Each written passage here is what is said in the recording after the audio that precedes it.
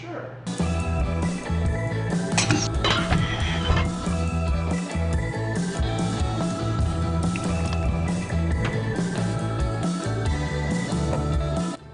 Flight's ready.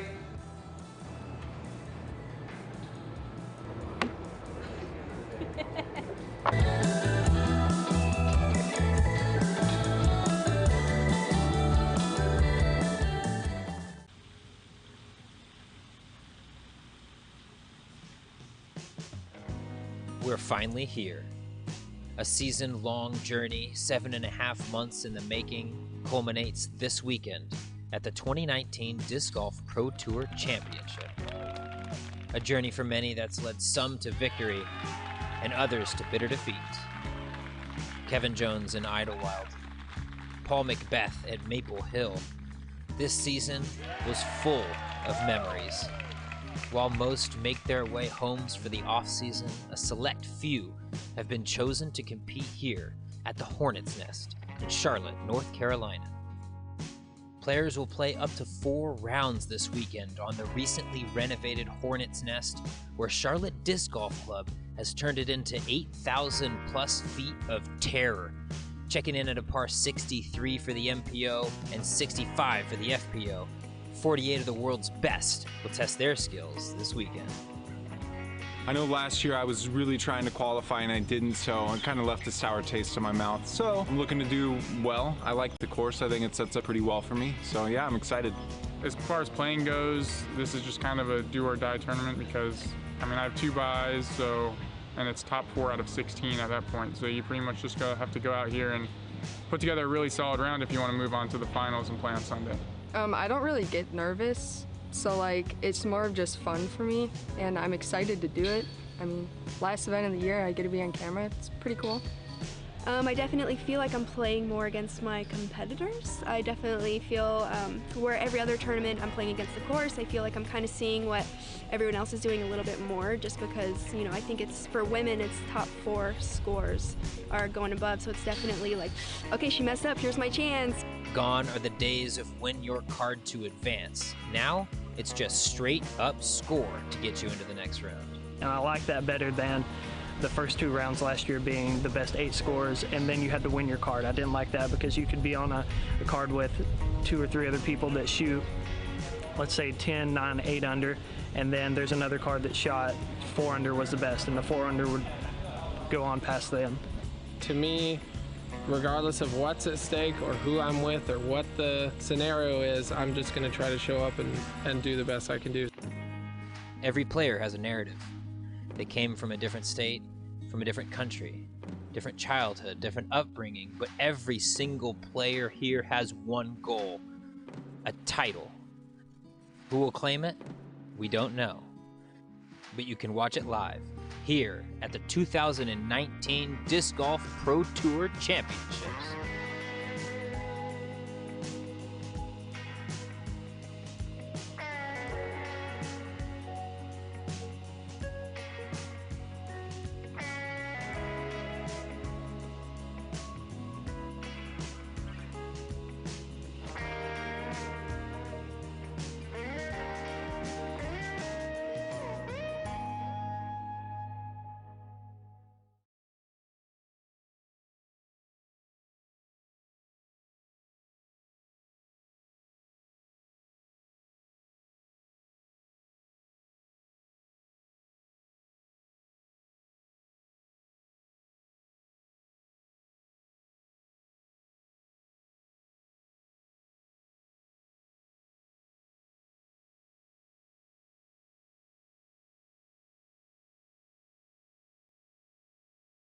Hello, everybody, and welcome to the Disc Golf Pro Tour Championship.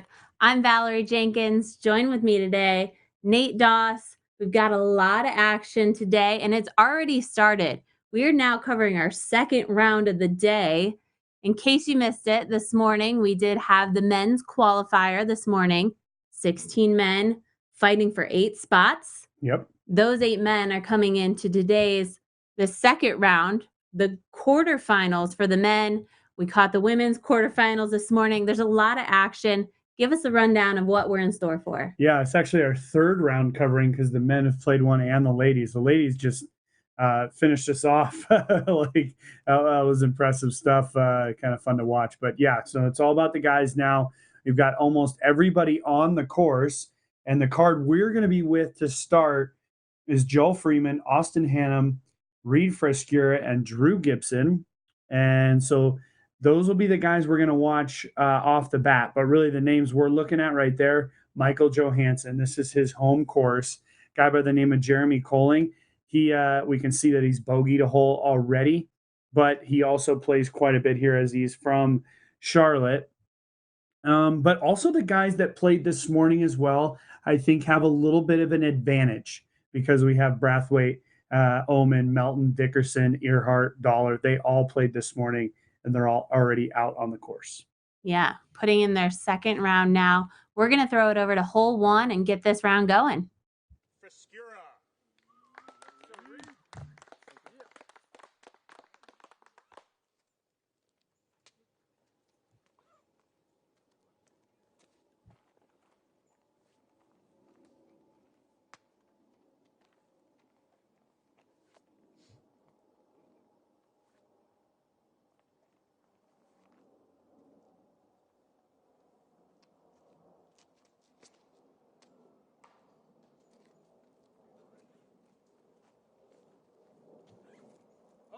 Seemed like a fairly clean shot for Reid. Yeah, it looked like, I don't know. It's tough to tell. It maybe took a bit of a bounce. It's 390 pretty much straight away. And so we had Reid Frescura on there, and now we have Austin Hannum.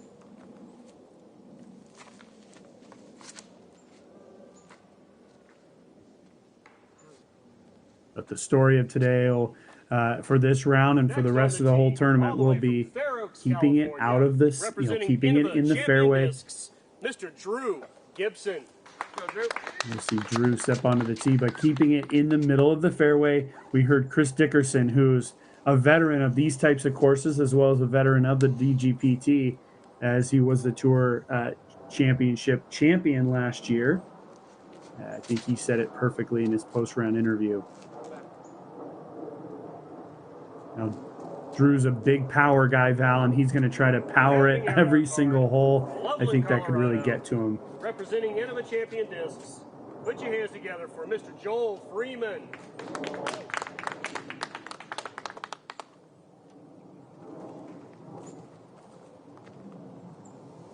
Joel Freeman had a really great showing at the Green Mountain Championship. And he really shined when playing Brewster Ridge, a very tight and technical course. So it's going to be exciting to see how Joel is able to fare up in these tight North Carolina woods here at Hornets Nest Disc Golf Park. Ooh. What a beautiful shot that was. That was a great start to this second round. Well, it's this first round. We're going to throw it over to Jamie Thomas, another familiar face in front of the camera. Take it away, Jamie. And welcome back to the Disc Golf Pro Tour Championship. It's the quarterfinal round this afternoon out here at Hornets Nest. So glad everybody could join us. As you just saw, near ace on hole 1. Compared to this morning, the competitors, well, their desire ramped up.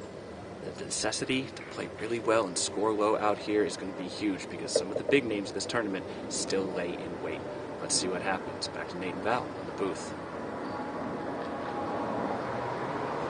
And thank you to Jamie for being out there. We had Terry Miller and Madison Walker joining us this morning, giving us a little insight on what's going on the course today.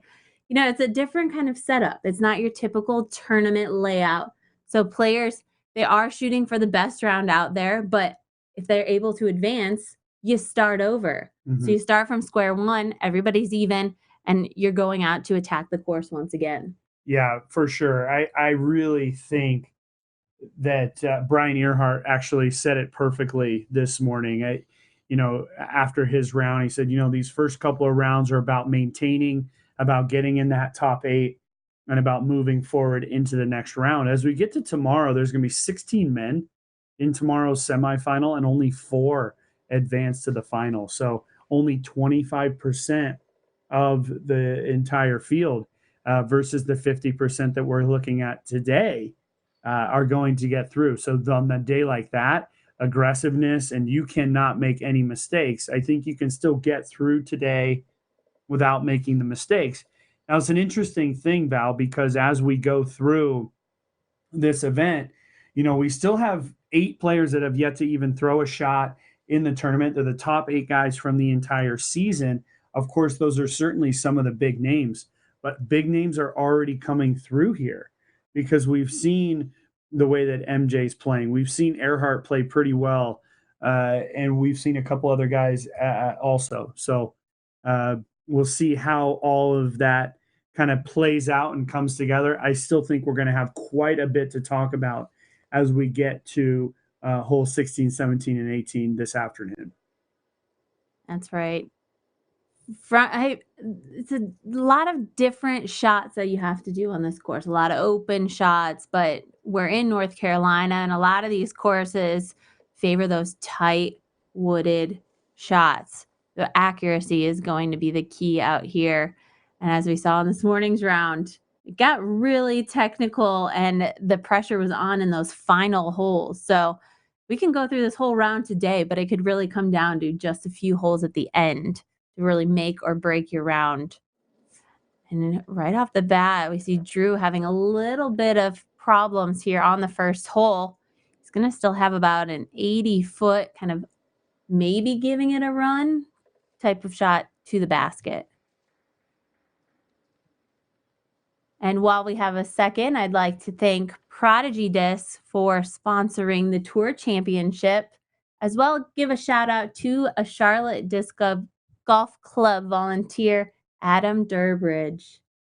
Yeah, big thanks to the whole Charlotte Disc Golf Club. We talked about it quite a bit. Oh, and Drew off the front of the cage and a little roll away, not too bad. But we talked about it a bunch this morning and how much the Charlotte Disc Golf Club has come through in this event. They got the call, I believe, just 8 weeks ago, and they've stepped up and really done a fantastic job. The course looked great on camera this morning and really is creating some pretty good energy. And what a way to finish this long disc golf pro tour on such a technical, challenging type of course. I think it's perfect. You start out with the Memorial. I mean, that's about as wide open as you can get of a type of course, but technical and out of bounds. And now it's almost just funneling in to how accurate these players need to be and how on point their game needs to be if they want to win at the end of the weekend.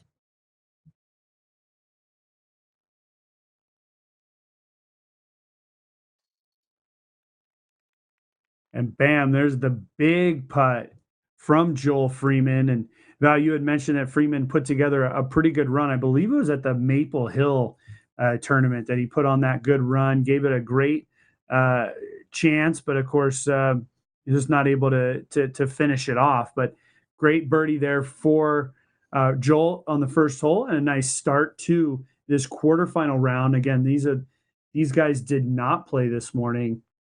But as we go through the day, we will, of course, keep up via UDisc and keep an eye on the bracket and see where people are going to finish off. But boy, missed putt there by Hannum.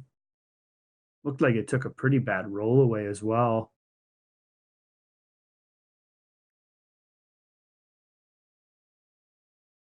Oh, and then we just see Austin came all the way around the camera. So the roll away wasn't too bad. And he made a putt of basically the same distance as the last one.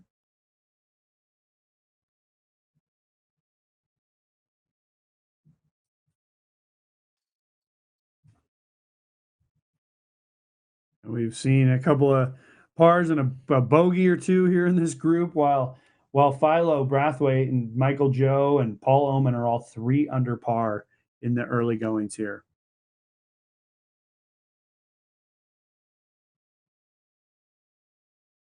And here we go, Val. We're on hole 2, the island hole. Oh, boy. Yeah. Always fun to start with an island hole early in the tournament. And this is a true island. It's completely surrounded by water, 330 feet. Not much to talk about coming out of the gap over the water, but really more about coming into the gap as you come into the green here. There's a couple of trees. The higher you are on those trees, the better your chance of going into the water off of a kick. But also, you got to think about the perspective of really that it's 330 feet. So it's a little bit of a tug. It's not that long, but it's also not just a pure chip. So 330 is still a bit, and sometimes you can't tell what the wind's doing when you're tucked back in the wood off the tee. Exactly, and having to be so accurate as you're coming into the green. So the OB rules on this one come into play. If you go out of bounds off of the tee, you will then advance to the FPO tee, which you can see at the bottom of the screen, 267 feet. So you still have to clear the water. Once, if you also go out of bounds from there, then you'll finally get to take it on the island. We can see the drop zone at the very far left-hand side of the island there. It's still 65 feet to the basket, but you do get to advance even if you continue to throw out of bounds. Yeah, that's key. Let's hope that doesn't happen. The other thing to note on this hole, that there is a bounty for an ace. Yeah, there is. There's a hole-in-one prize. Yep, exactly. Put up on this hole from the Disc Golf Pro Tour. So we're hoping these guys aren't going to play wimpy on this and just try and get it onto the island. Let's hope they're going for the shot.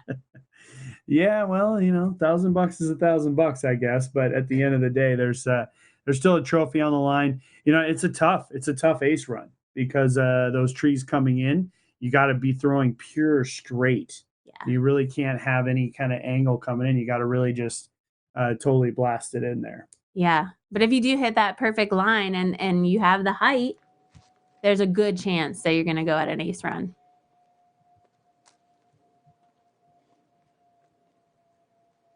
I say wimpy, but I'm sure these players are pretty happy to have a shot land in bounds. Wouldn't be wimpy at all. So this morning, with our first round, 2 under par was the qualifying number that it took to get in. Our low score was 7 under. Oh, and Joel's got this way too overstable. That's the wrong disc. And I don't think he's gotten it up and over at all. I could not tell. I think he was in bounds, but we'll have to find out. We see him throwing again from the short tee. We will know. That was just the wrong disc choice. It was an extremely overstable disc when, as I said, this hole is basically dead straight. And only 330 feet. You just got to you got to put a tug on a mid. But nothing really that difficult here. Put a tug on a mid. Only things disc golfers would understand. Hoping for a little stability here. That's a pretty nice shot there for Reid. He's going to have a birdie putt. Just a little bit on the straight side.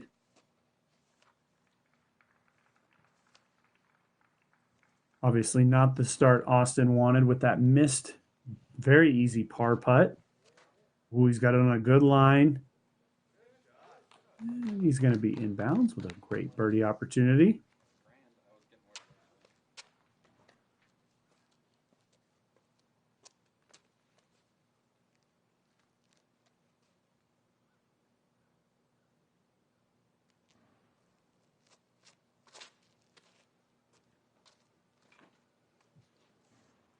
Yeah, Drew turns away right away. He knows it's on a good line. Hit a tree, bounce back, but he is inbounds. We'll take a short break. We'll be right back with you.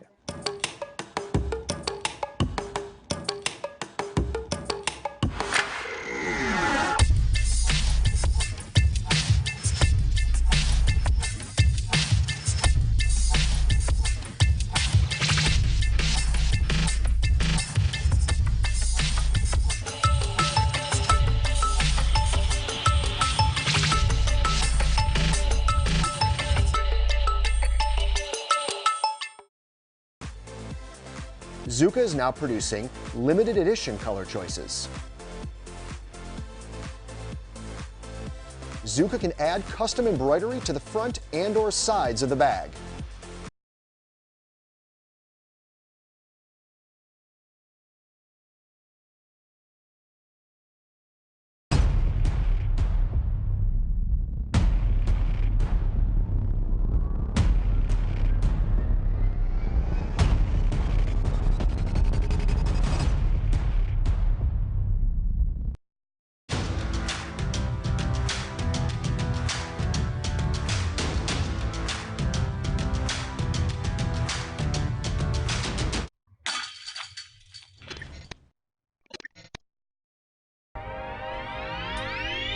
What do you think, flatness and stiffness on this? Somewhat flat, neutral stiffness. This is a good disc right here. Purple and orange. Got it. 2 more. Danny, this is a sick one.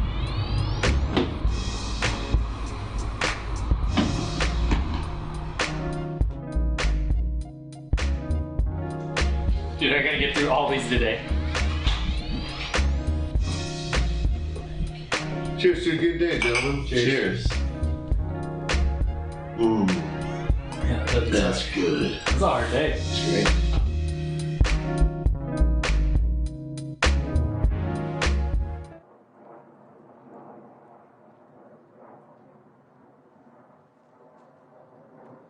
And thank you to our sponsors, especially Innova Champion Disc for being a premier sponsor of the Tour Championship. And you were able to catch that picture-in-picture during that commercial break. You did see that Joel Freeman did take his shot from the FPO tee-pad. Again, throwing it out of bounds. So we just caught up with him throwing from the drop zone on the island. So that's 2 out of bounds throws. Not a great hole here for Joe. No, he's looking at now at best a 6. And the tee shot I said was pretty horrible because I just don't know what he was doing. It was an overstable mid or overstable putter. Then he throws an understable putter from the 267-foot shot. This hole's not that difficult. And if you look at the lake, there's not a breath of wind. So a big misstep there for Freeman as a triple bogey is at best what he's looking at. Yeah, and we saw the Innova Flanners not moving at all. So making it a nice, easy shot. Drew Gibson able to capitalize on that beautiful drive, cashing in his birdie putt.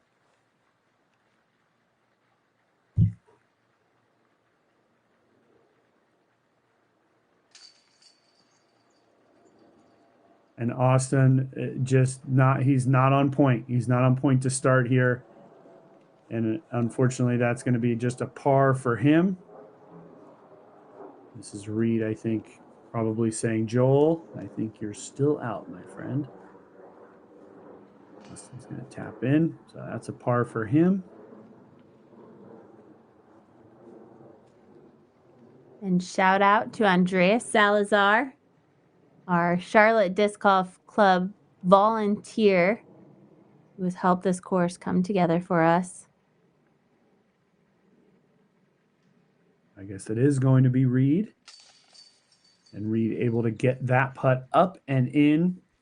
So after the par on the first, he's going to birdie the second. He'll move to 1 under par. Of course, there's 4 groups out on the course now. And we've got the stats already kind of coming in. And we see that Philo Brathwaite is 4 under through 5. We have Tall Paul Oman. He is 4 under through 7. MJ 3 down through 7. And Dickerson is 2 down through 5. So, boy, good start. Good start for those guys who all played this morning. So feeling the great vibes from all of that. But here we are. This is actually hole 4. Give us a sec, folks. There it is. Now we are. So now we're here on hole 3. Hole 3 is this is a classic Hornet's Nest type hole. This is going to be a straight up right-hand turn. So our players have to go down to the corner, which is right in that area right there. Take the right-hand turn and then go up the hill and take another right-hand turn and go up the hill and take another right-hand turn and eventually find their way to the basket. So one of the things that our players are forced to do here at Hornets Nest is really figure out how to get to the points that put them in the best position to execute the next shot. I know that's just a lot of words to say they need to throw it down the middle of the fairway, but the reality of this course is that there's no way to get from that tee to that basket. You have to play to the corner. You have to play to what the course designers have given you. Yeah, that's what I was thinking as we're doing the flyby. Thank you to Central Coast for the flybys, by the way. But there's certain holes out here where you just have to play it as it is. You can't try and go for the basket. You have to lay up and you have to throw your second shot under the basket, and that's just how it plays. There's not a lot of skipping the corner, shooting through the woods. You just can't do that out here. You have to just play down the fairway, and in the end, that'll probably help you out if you do. Yeah, no, there's no doubt. And if we look at what we see here on the board, as I said, the first 5 guys, they've all played 5 and 7 holes. That's because they played this morning already, but they're shooting well. And that's the key here. Even Colton Montgomery, he's in that 1 under par. So Matt Dollar 1 under par. I think by the time we get in here in about an hour, 45 minutes to 2.5 hours, we're going to start seeing all these scores really stack up. Yeah, absolutely. And for some of these guys, it's like they're playing a 2-round tournament today. Yeah. They had their first round, and then coming into today in the quarterfinals in the second round for them, they're getting their redemption. They're a little warmed up. They've already got these shots dialed in, or maybe trying to come out and shoot better the next time around, or maybe do something different. So they do have that advantage of having some experience on the course, that they just played a couple hours ago.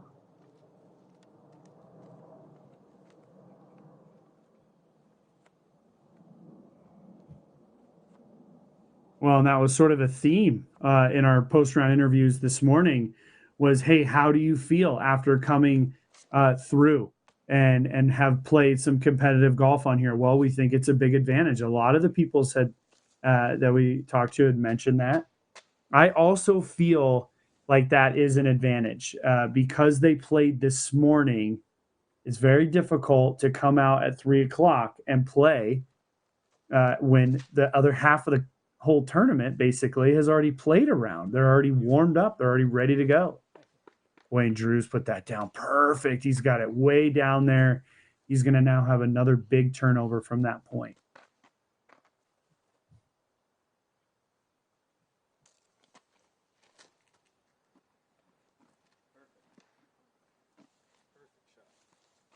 Ooh, Austin choosing the sidearm, and I think getting hung up a little on the right-hand side. So he'll still be on the corner with a little bit more to fight through.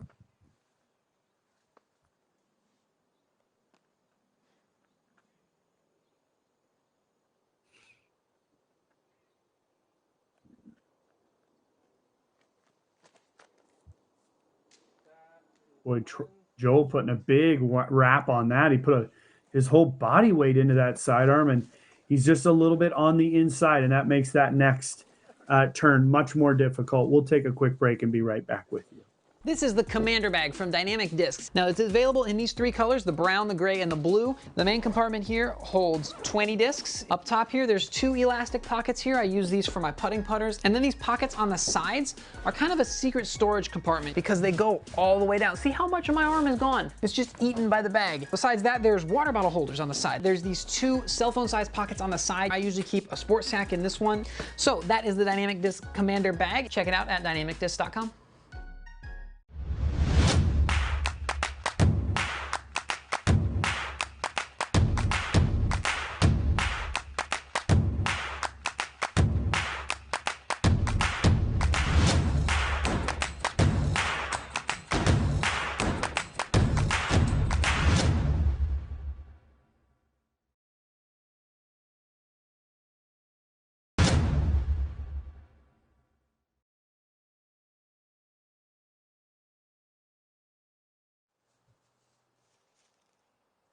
And we are back here and want to thank Dynamic Discs for being one of our premier sponsors of the Tour Championship, as well as thanking all the sponsors who have supported us throughout the Disc Golf Pro Tour all year long, starting way back in March.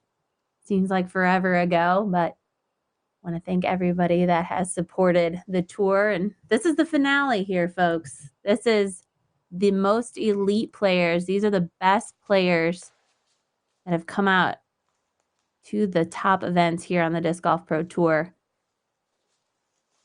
Yeah, and one thing that I want to mention to everybody at home, Val, is if they're curious about this, is the point series is already done. There's what's on the line this weekend is to be the Disc Golf Pro Tour Championship winner.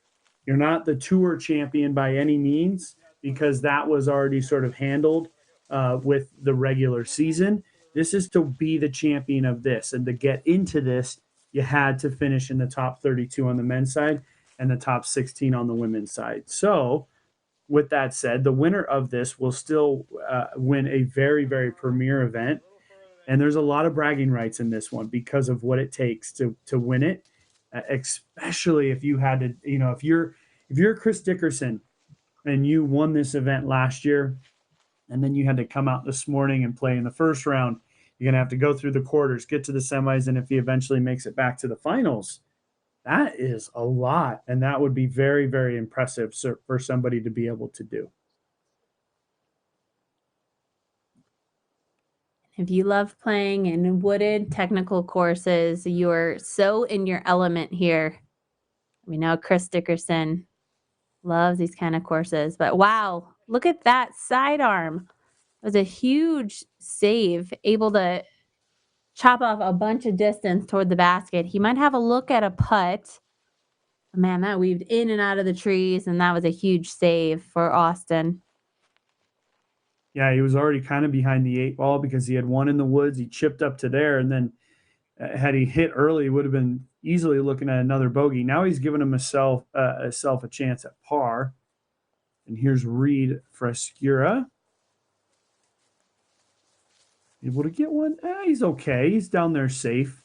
He's going to have a kind of a tough little angle from that point. Now, I want to remind everybody at home as well. We had a guy by the name of Michael Joe and Chris Dickerson shoot 7 under pars in that first round. Right. And we would be remiss to mention that there is a hot round bonus that was put up by Innova Champion Disc. So at the end of the tournament, whoever got the hot round on both the men and the women's side, they're going to get $500. That's the bounty.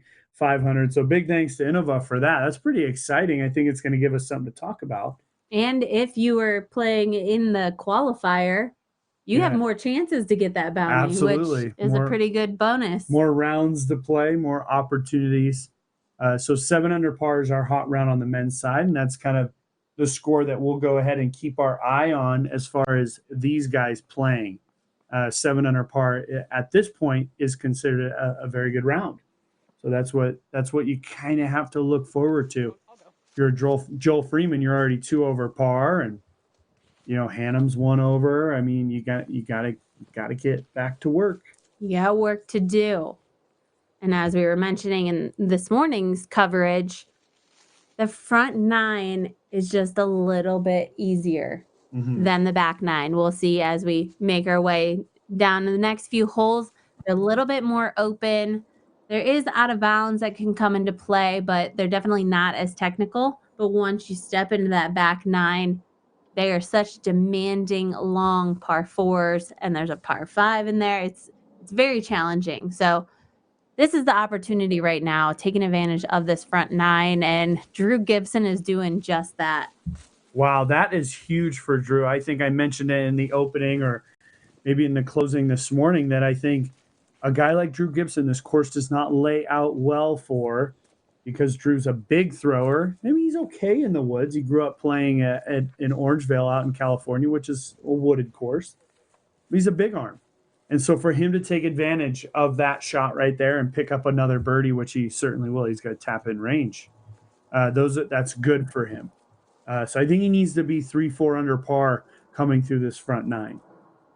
And it is funny, as you were saying that, Drew, we know Drew as the big distance thrower, but when I kind of fell back to where Drew grew up playing and you think of Orangevale, that's an old school course. If Yeah. any of you have played that, that's out in Sacramento.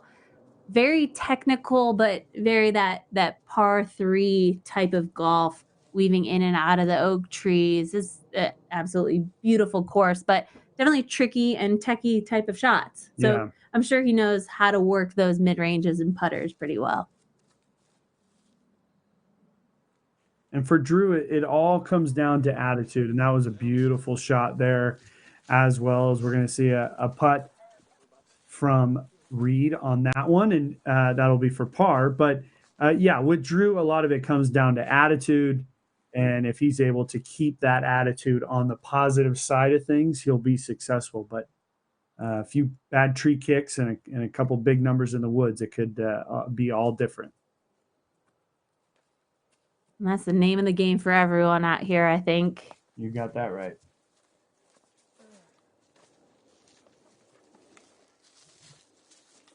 And speaking of kind of demeanor out there, we see Philo Brathwaite shooting the hot score currently of this round at 4 down. He's through 6 holes. We saw a little bit of Philo's round this morning, and he seemed kind of just defeated. He was having a solid round. I think he finished up at 2 under this morning. Made some big putts, but nothing was really getting him excited. So I'm sure he's doing his redemption round right now and really off to a great start. And huge putt there for Austin. Austin was for par, by the way, folks, and he has missed 2 putts early in this tournament. So there's a big putt there for Austin, and that's maybe the boost that he'll need moving forward, as it's still very early in this round, the quarterfinals. This will be Reid for par.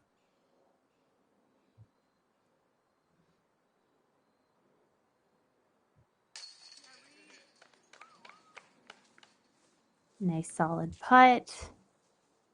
I always think it's interesting to have a left-handed thrower in the group. It'll be fun to see how he executes these shots differently from the right-handed throwers. Then you throw in a sidearm in the mix and things get all confusing. There we go. Drew taps in for his birdie on hole 3. That's 2 in a row, making up for that bogey he had on hole 1. So, Val, let's go ahead and take a look at hole 4, 610 feet. Starts in the woods, but pretty quickly gets out into the open. But you still have to throw a very, very controlled shot. The good tee shots are going to get out just around the corner of the baseball field. And then from there, it's out and around. There's the ladies' basket right there. And the men's basket is elevated out on this peninsula, sort of. OB on the right, OB all along the right of this hole is there's a sidewalk, and the OB comes into play in multiple different levels on that right side. But yeah, tough hole, gettable hole though, especially with today's conditions not being overly windy and really not being overly difficult. And there we go. And thank you to Central Coast for the flyover. But I think this one really comes down to looking at that map. You can really see how much out of bounds there really is. The safest play I know is on the left-hand side. Do you think anybody's going to try and throw on the right-hand side? Well, Backhand throwers? It all depends on where your tee shot lands. You might be in a position where you have to go that way. I really think this hole plays best straight out off the tee, get as far out there as you can under control, and then a nice controlled sidearm into the green. And Drew's got this on a beautiful line well past the corner. He's going to basically have a straight up backhand look over to, and there we go. We see it. A little jiggle there, but no, that was an absolute beauty from Drew Gibson.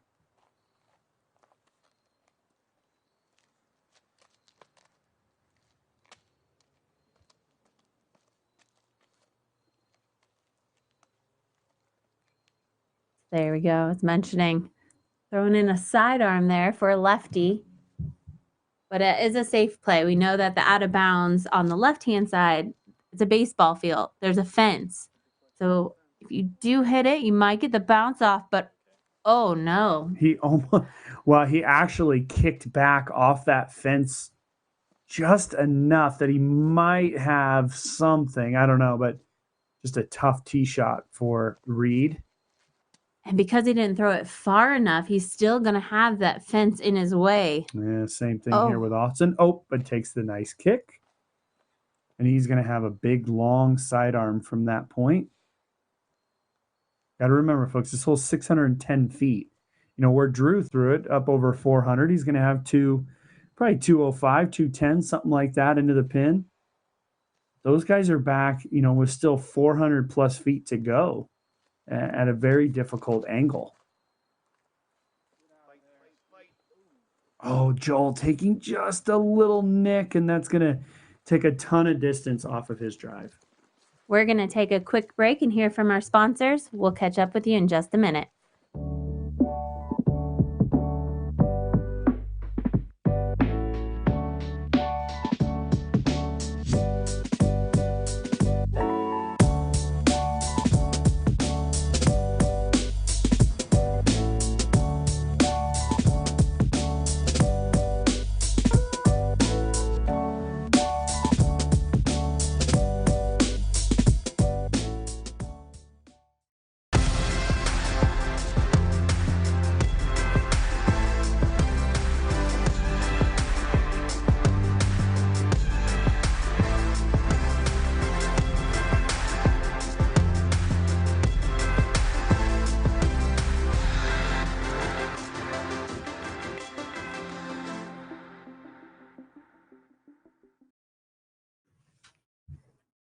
And welcome back, everybody. We are here with the men's quarterfinals in Charlotte, North Carolina, Hornets Nest Disc Golf Course. There's a lot of words to say, but this is already starting out to be a pretty exciting round. We see, you know, some players shooting really well that are already working on, they're almost halfway through the course. Yeah. We see our featured card right here having a little bit of struggles off the bat, but we'll see if they can pick it up as we continue on.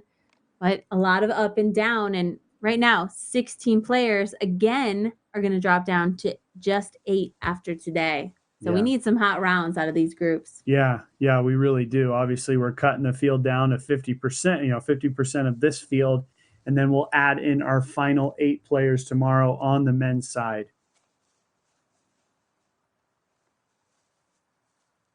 And while we have a second, while Reid is setting up this interesting shot, shout out to Latitude 64, one of our premier sponsors of the Tour Championship. Wow, and choosing the over the fence shot. Is this far enough? And he gets the green flag from the spotter. So risky shot is rewarded. And he had to go big after that drive. Yeah, well, I mentioned during his drive, he might have gotten a kick to get an angle. Well, at least he got enough of an angle away from the fence to avoid that. But here's another big sky sidearm. And he is inbounds there as well. He's going to get the green flag. Oh, I don't know, actually. No, that's the red flag. So that wall doesn't mean anything, folks. There was a white line on the ground, and Austin Hannum has gone out of bounds there. So, again, the wall means nothing. There was a line on the ground. That has to be so deceiving for players. I mean, the wall is pretty well defined. That's something that they can keep their eyes on, especially with how far away he was throwing that. Unfortunately, it's the painted line and the red flags marking the out of bounds here. It's a little bit too far. And I'm sure he felt like that was a really well executed shot.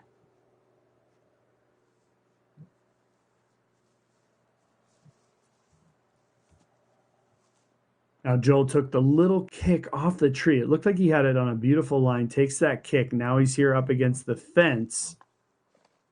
Again, I think pretty much forced to use the sidearm route here. If you see on the far right side of your screen, that green box, that's a good sort of visual for our players. If you were to be flying right up over that green box, you'd be heading pretty much right at the pin. It looks like Joel doesn't have a super high speed disc, but he's got it on a high line. See where it comes in. Oh, gets caught up in that tree, takes a bit of a roll. Is it going to sit down? Our spotter's going to run over. He's still running.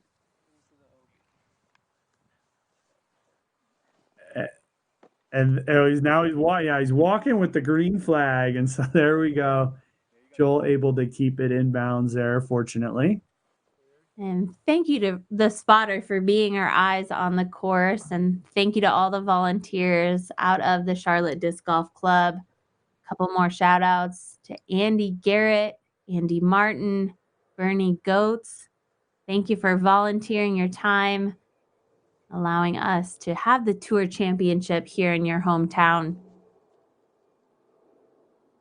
So Drew got all the way out there, able to just throw a little pitch hyzer around the corner. And he gets a little appreciation from the crowd, and it looks like Drew is going to be able to tap in his now third birdie in a row after bogeying the first hole. So good start for Drew. There we go. We have the leaderboard here, but again, I mentioned we only have 8 players that can advance into tomorrow's semifinal round. So we see a lot of players bunching up there in that -1 range. We'll see how that all evens out, but I think you're going to have to be a couple under par if you want to stay in the mix. Yeah, there's no doubt. This morning, 2 under par was the cut line. And so I'm assuming it's going to have to be at least that, if not maybe a little bit better. And one thing to notice there on that whole list, the top, what is that one? Like about the top 6 guys had all played this morning. So again, having that experience is key. And really feeling that putt right now. Nice save. Yep. Roll that Zucker replay. Let's see that extension. Boy, able to just kind of whip it up in there, give it a nice floaty kind of nose up look. And Austin Hannum, just think he missed an easy par putt on 1, missed an easy birdie putt on 2, and then has had to make 2 huge putts to save par. He could easily be 1 or 2 under at this point. That just had so much more commitment than hole 1 and 2. Just that extension toward the basket and just his demeanor. And you could just tell as soon as he releases if he's going to make it or not.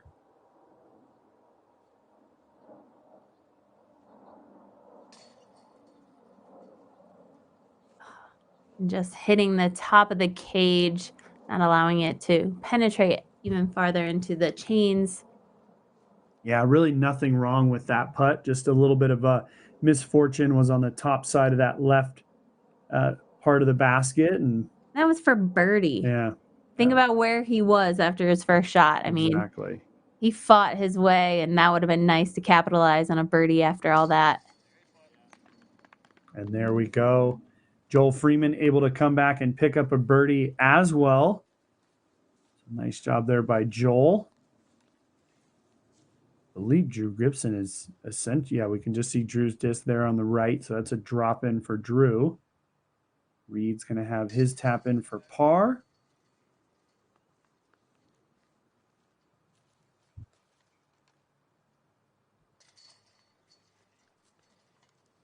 And Drew played that hole very nicely. We're going to throw it over to Jamie on the course.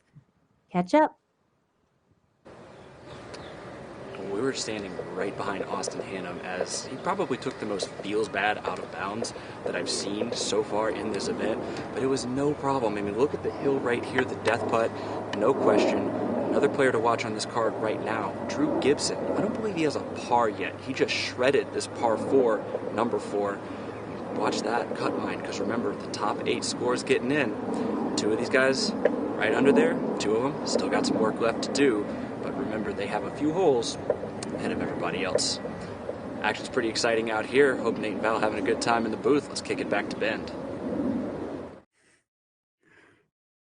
Ooh, we're partying out here. Oh, big thanks to JT there, and yeah, I mean, I guess feels bad OB because he's inside the wall, but outside the line, and I think that's always such a tough thing as a player. I hated when the walls were not even near the line, or they are the line, all those types of situations. But Austin's sitting in there still battling, and then there's obviously a long ways to go. Yeah. It was a great throw. It just happened to be out of bounds.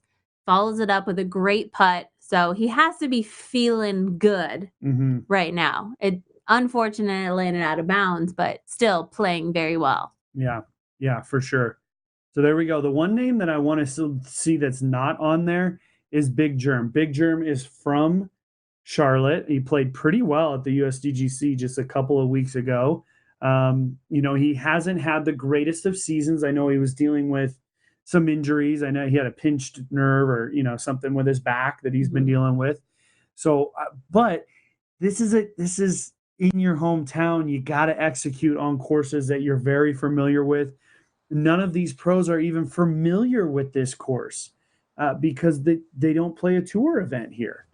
So, and I know I played for years at the Masters Cup, a tournament on my home course. And I know that it's always difficult to play well there, but you have to do it, especially when it comes down to this situation. And Drew has gone just out of bounds on that right side. A big shout out to Black Ink Discs sponsoring this hole.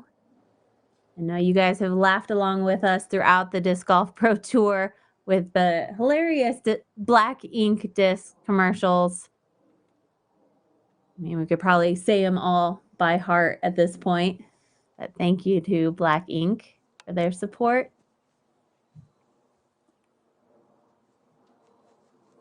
And there we go.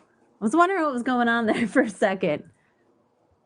Reid was blending in. He looked like he was just a part of the crowd, and he just came popping out with his disc there. I think he was blending in the yellow shirt, the yellow Innova tent. But there we go. Yeah. He's ready to go.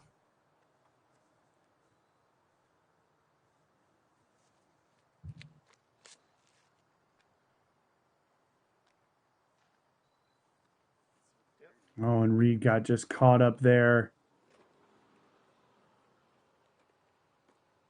Because we checked in with Jamie, we did not see the whole preview here.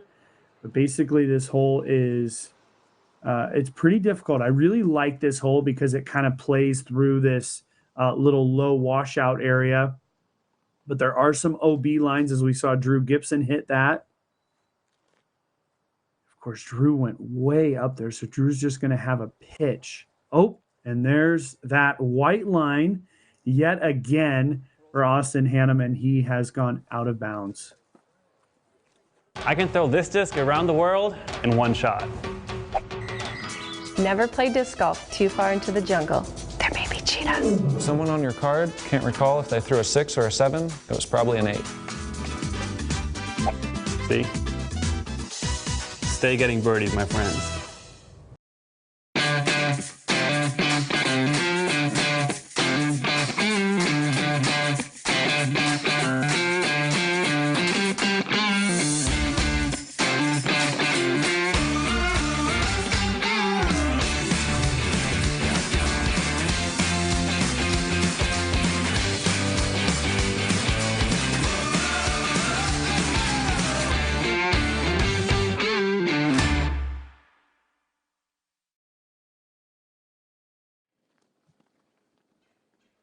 And stay getting birdies, my friends. And that is what you need to do. And we see the top scores coming in.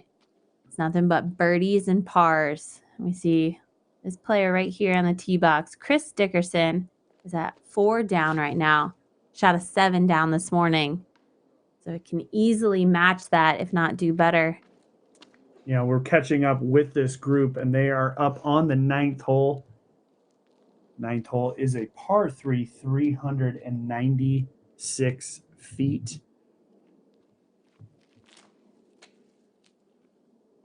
Now, the group from this morning, which was Brathwaite, Earhart, and Dickerson, they're all playing together with the addition of Colton Montgomery.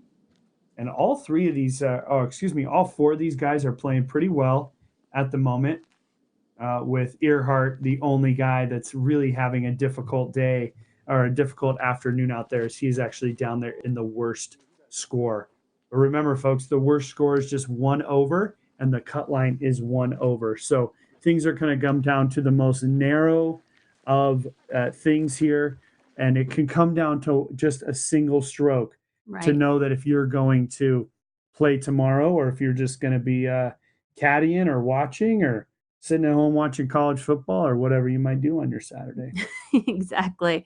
Yeah, we had the qualifier round this morning, 16 men, cutting that in half to 8 men. Now, again, we're bringing 8 men that already were seeded into the quarterfinals, excuse me.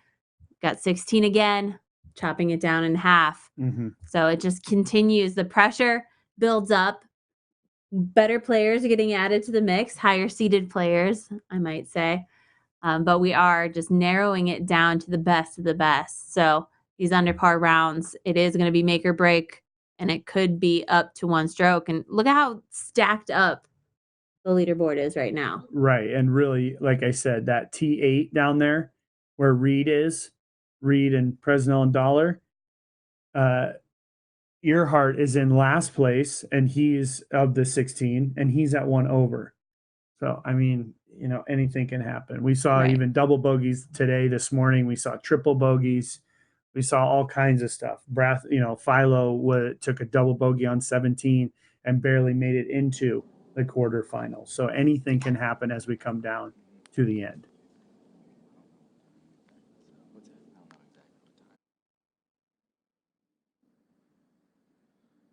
So this is where Chris's drive ended up.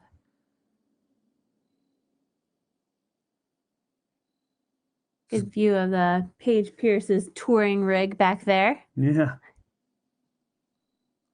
We will see her play tomorrow afternoon. Didn't have to play this morning. Already pre-qualified. Terry Miller. Hello, everyone, and welcome to hole number 9. Terry Miller, joined by Kevin Jones. Kevin, I talked to you a little bit earlier during the first round, and you said you were even for the day. No bogeys. How's that feel? Feels great. It's actually a really stress-free day for me, but really enjoyable at the same time. Like, I love watching all these guys compete, and it gets exciting. Like, I'm on my UDisc app, and I'm watching live coverage too, so it's fun. Now, rarely are you, usually you're being filmed. You're out there on a feature card or a lead card. What's it like just walking around watching your friends play?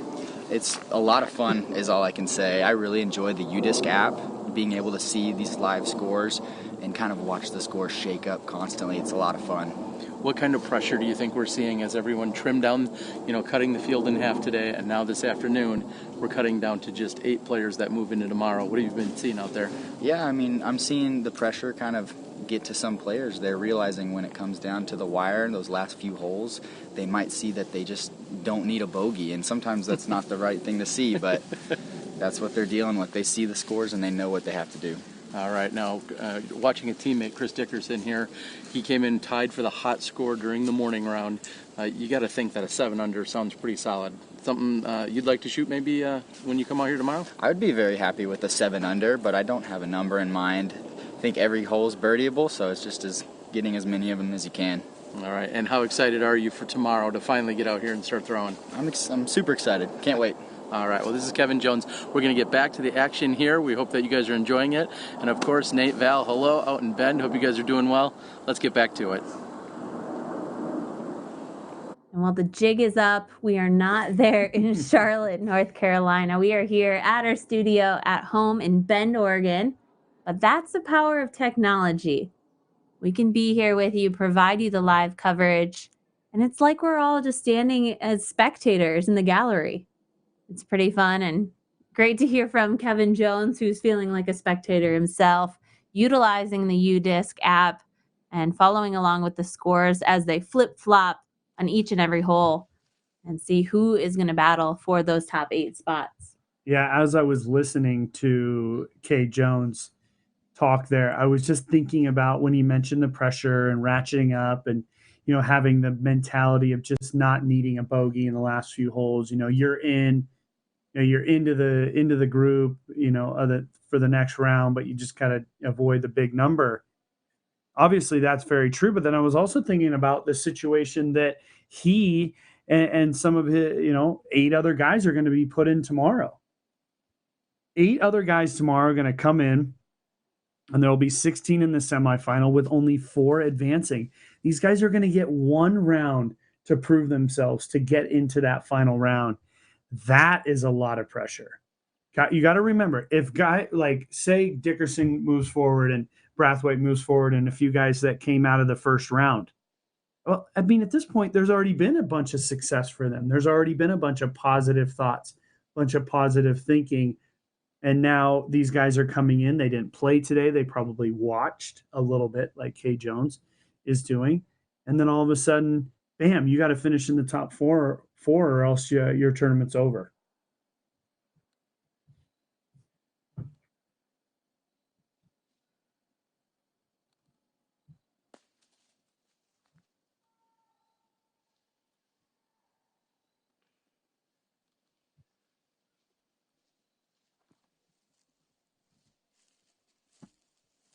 Just look at how technical that green is coming in. There's a lot of those guardian trees here on this hole. Starts off with a fairly easy drive, but players are contending with a lot coming into the basket. Yeah, I think I misspoke when the guys were actually on the tee. I had said, I said the hole was like 396, but actually it is 534 feet and it's a par 4. So, and there we go. We see Colton able to get that in for his birdie.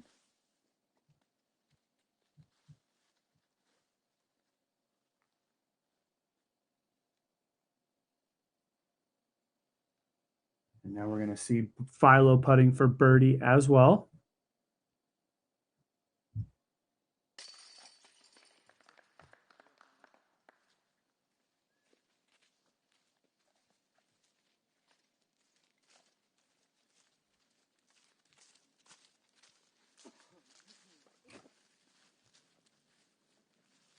You were right, though, Val, this morning. Boy, it was tough to watch Philo because he did look so dejected.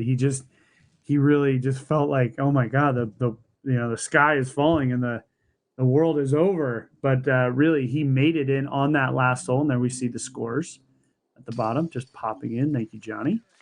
But yeah, Philo, I mean, it was a great comeback. I mean, obviously he had the big double bogey on 17, but he was able to make sure and get himself into the next round. I think that's all that matters. And now he's got some positive vibes moving forward. There we go. That's the front 9 for this group. And a little score update. We see Michael Johansson. He's on to hole 12 now, but he's sitting at 6 under. So that is the hot round currently. He's got 1 stroke to go to tie up the hot round again for the day. Of his own. But I guess he was tied. So he probably wants to shoot an 8 under and have a solo hot round. Absolutely. But he had 2 stabs at it today. So on hole 12 for him. But there's Philo, as we just mentioned. He's shooting a 5 under, 9 holes in. Paul Oman shooting really well. Nice clean golf. He did have a bogey there on hole 8. But otherwise, a bunch of birdies he was able to string together. So he's holding strong in that tie for second. Chris Dickerson, we saw him struggling just a little bit there, but he's sitting at 4 under. So I feel like those guys are safe for now. Those are in the top 4 spots. So they're just halfway through. So a lot can happen, as we mentioned, in this back 9. Yeah, and then the name at the bottom there, Big Jeremy Colling. Jeremy has birdied the last 2 holes, and he's worked his way on up into the leaderboard, so we can at least see his name on there. And that was Colton Montgomery. He's Yes, it also was. tied for 4th place. You got that So right. shooting really well today. Absolutely.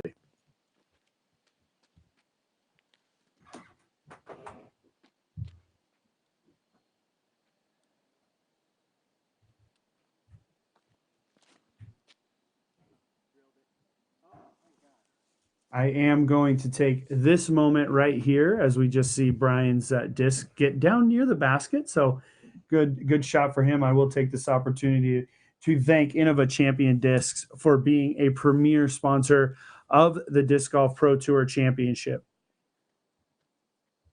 And I'm sure they're pretty proud of this guy that's on the tee pad right now. Absolutely. Philo is one of the premier players on the tour and has been for many years.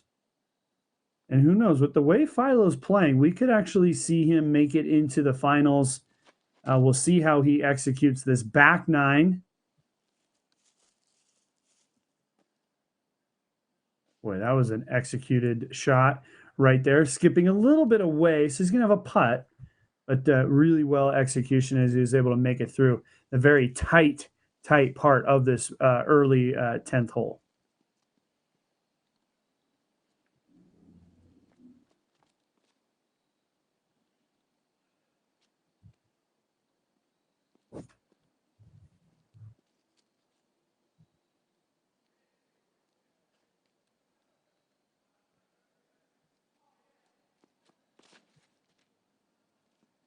Chris with the earphones in. I don't think we saw that this morning, but he's nice and focused and had his chicken lunch.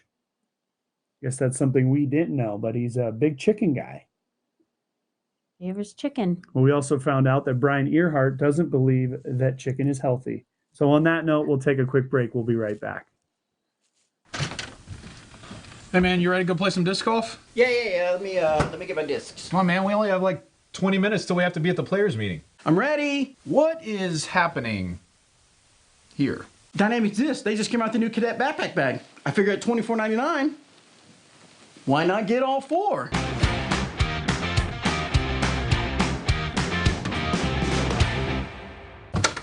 Can I get some help here? No!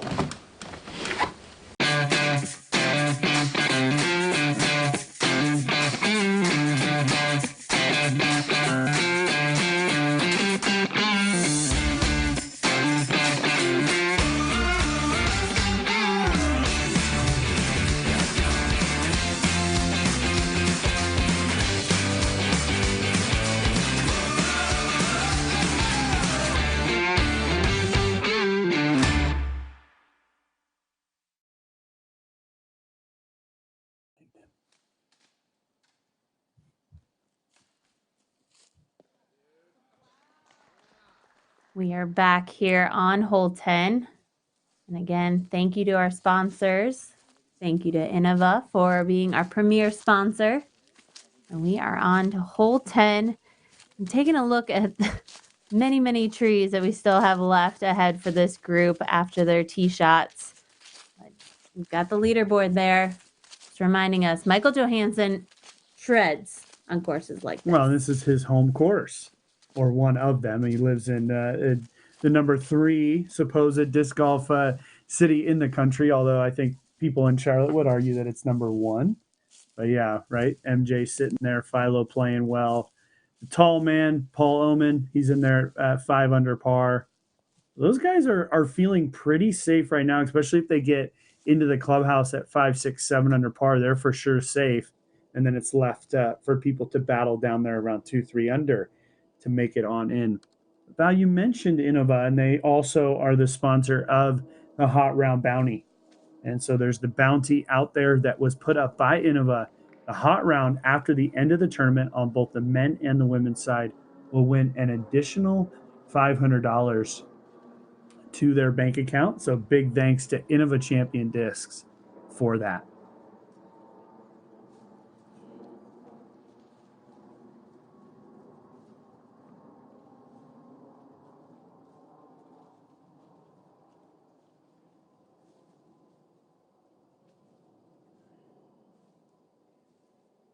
And once you make it through on 10, through a couple of of these little tight fairways and things, it kind of opens up. It gets to a big open area here. We see Brian just not able to get that in and up enough.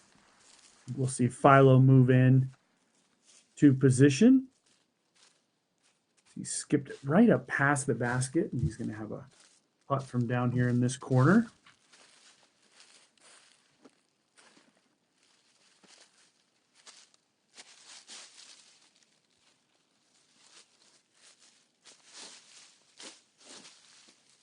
And we are with, let's say, the second card, but our featured card that we were following earlier in the round. Drew Gibson seems to be the only one that is feeling it today, the only one with that momentum. He is tied for 6th place. Joel Freeman, Reid Frescura, as well as Austin. So Reid and Joel are tied for 12th. Austin sitting in 16th. So they've got some work to do to clean up their rounds. We will catch back up with them in just a little while. First, let's roll that Zuka replay. Nice putt there from Philo. Shooting a hot round today and making putts like that. Bam, right in the heart. Yeah, that's going to keep it going. Get it right up over that front rim. And Philo is a solid putter. And once he starts running and making putts, and yeah, we'll just we'll move around you, Philo. No, that was funny. And Colton able to tap in that one as well. So nice job there by Colton. Nice job there, Philo. Oh, that just makes us laugh. I want a Zuka replay on that. Philo standing as still as possible. And then our cameraman moves to get around him. There we go. There's Dixon. Or Chris Dickerson. Exactly. I mean, if you just say somebody's name wrong, we'll just consider it. You're just calling them a new nickname. Yeah. You like nicknames. I've been doing that for years. Let's check out hole 11. Yeah, let's take a look at hole 11 again.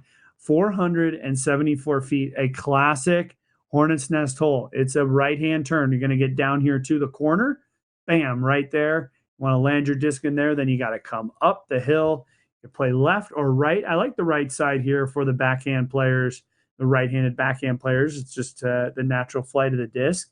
But it all has to do with getting in the right position on that corner. So 474 feet. Par 4, hole number 11.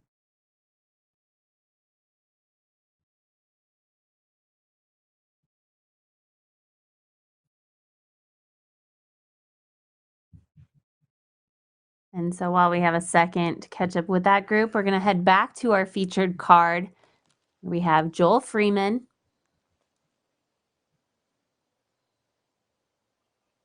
Joel is throwing his second shot. So this is where his drive ended up. Ooh, is this going to... Oh, it's not going to turn over as much as he needed. Oh. Able to sneak it up into there. The basket for the MPO is up in the woods, just a little bit deeper than that FPO basket that we saw this morning from our players. So, yeah, that was a okay shot there.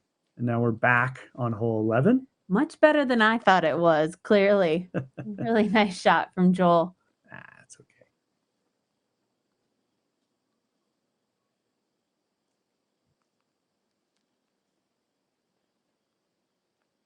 I thought the last hole was so tight and technical off the tee, but look at this fairway. It's just I'd say maybe 25 feet wide, hitting the gap, penetrating through and landing yourself in the right position requires so much accuracy.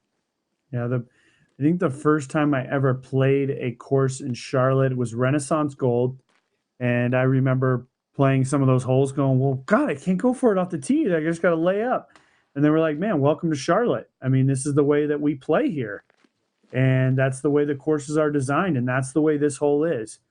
They're not even looking at the basket. These are some of the early iterations of true par fours in disc golf. And you got to get it down into that corner. You have to put yourself in position. And then you execute a shot from there. There's no just blast it way up there and have just an easy jump putt. It's put yourself in position. And if you do that, we're all going to have the same next shot as well.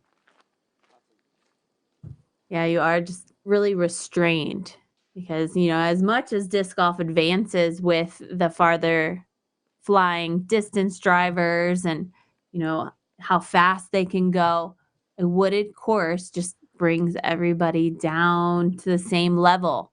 Accuracy is the most important thing. If I called him Chris Chickerson.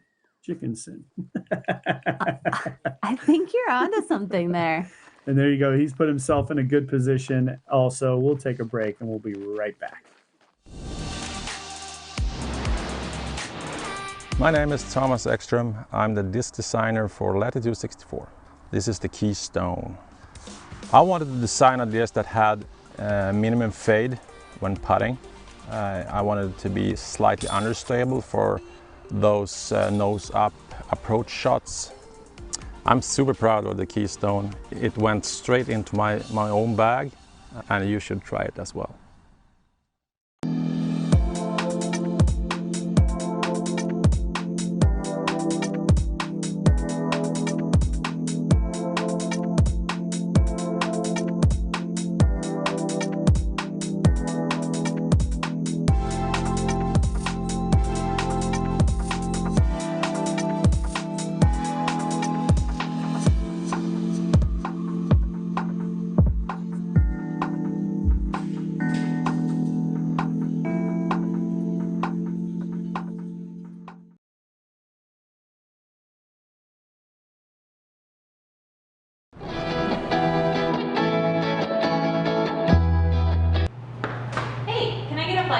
Sure.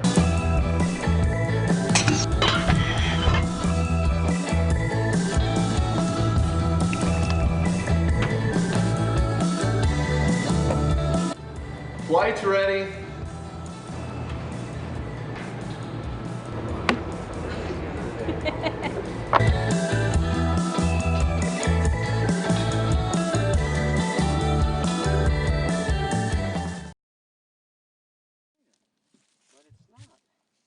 I've got a big smile on my face and want to thank all the sponsors, specifically Westside Discs, a premier sponsor of the Tour Championship.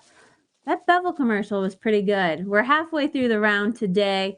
Hope you're grabbing a nice beverage and enjoying the coverage as we watch these amazing athletes here in the men's quarterfinals of the Tour Championship. Did you grab a beverage yet, Nate? Not quite yet, but it was pretty impressive how Justin was able to throw that full flight of discs. Didn't even spill a drop. Of beers. Yeah, that was pretty cool. So now we see, now they're down in the corner. And to continue on with my story, the first time I came out to Charlotte and played, I said, well, man, I thought I threw a perfect shot. I got no next shot. And they're like, well, you didn't throw the perfect shot because there is a landing zone. And Ryan had missed it just a bit. So he had sort of a really tough angle there. Isn't that the same kind of thing? Oh, I threw this perfect putt and it spit out. Sure. Well, wasn't perfect. But it really is just the game of inches out here. And it seems that Philo landed in that perfect position. He's able to take advantage of this window he's got. Look at the basket, just glowing in the distance.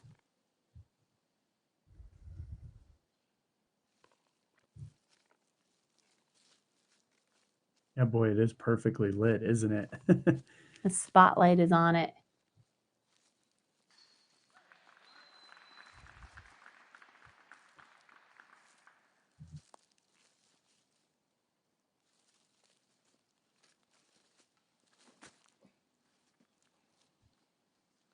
It's able to have enough stability to come back, and it does. That is well within Philo's putting range.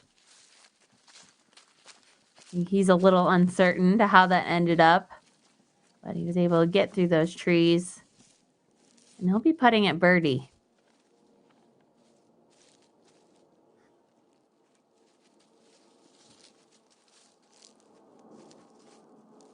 Chris Dickerson also has a really nice view of the basket. His shot ended up a little farther down almost on the very corner of this dog leg, but still giving him a good look. So a little scoring update. Jeremy Colling has jumped up in to a tie for 7th. He's now 3 under par. He's in a tie with Zach Melton. And then just below those two guys is Andrew Presnell at 2 under. And then Joel Freeman actually has come back with 3 birdies out of the last 5. And he is now 1 under par. So he's in a decent position to potentially jump up on in there. But there's a little bit of a separation beginning here with 3 unders separated from the 2s and the 1s and the evens. But eventually they're all going to start running out of holes. And Colton playing this hole beautifully. Nice job. Now that was actually Colton's 3rd shot because he did get caught up in the woods and then just pitched out. So Colton going to be able to save his par here on the 11th.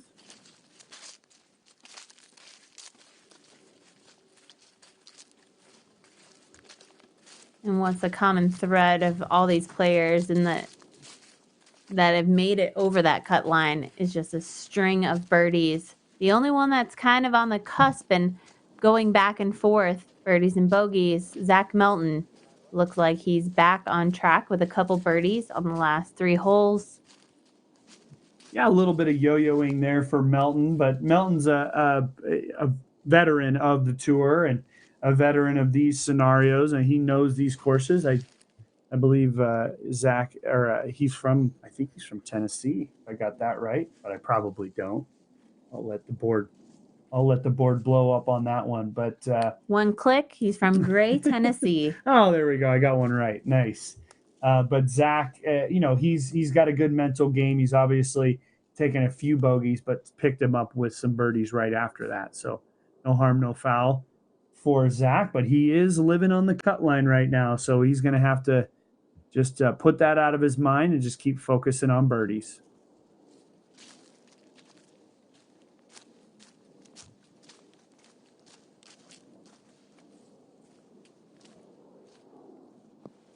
Not those huge crowds we're used to seeing. Obviously, this is a Friday in Charlotte. And I'm sure a lot of the local players are working and all those things.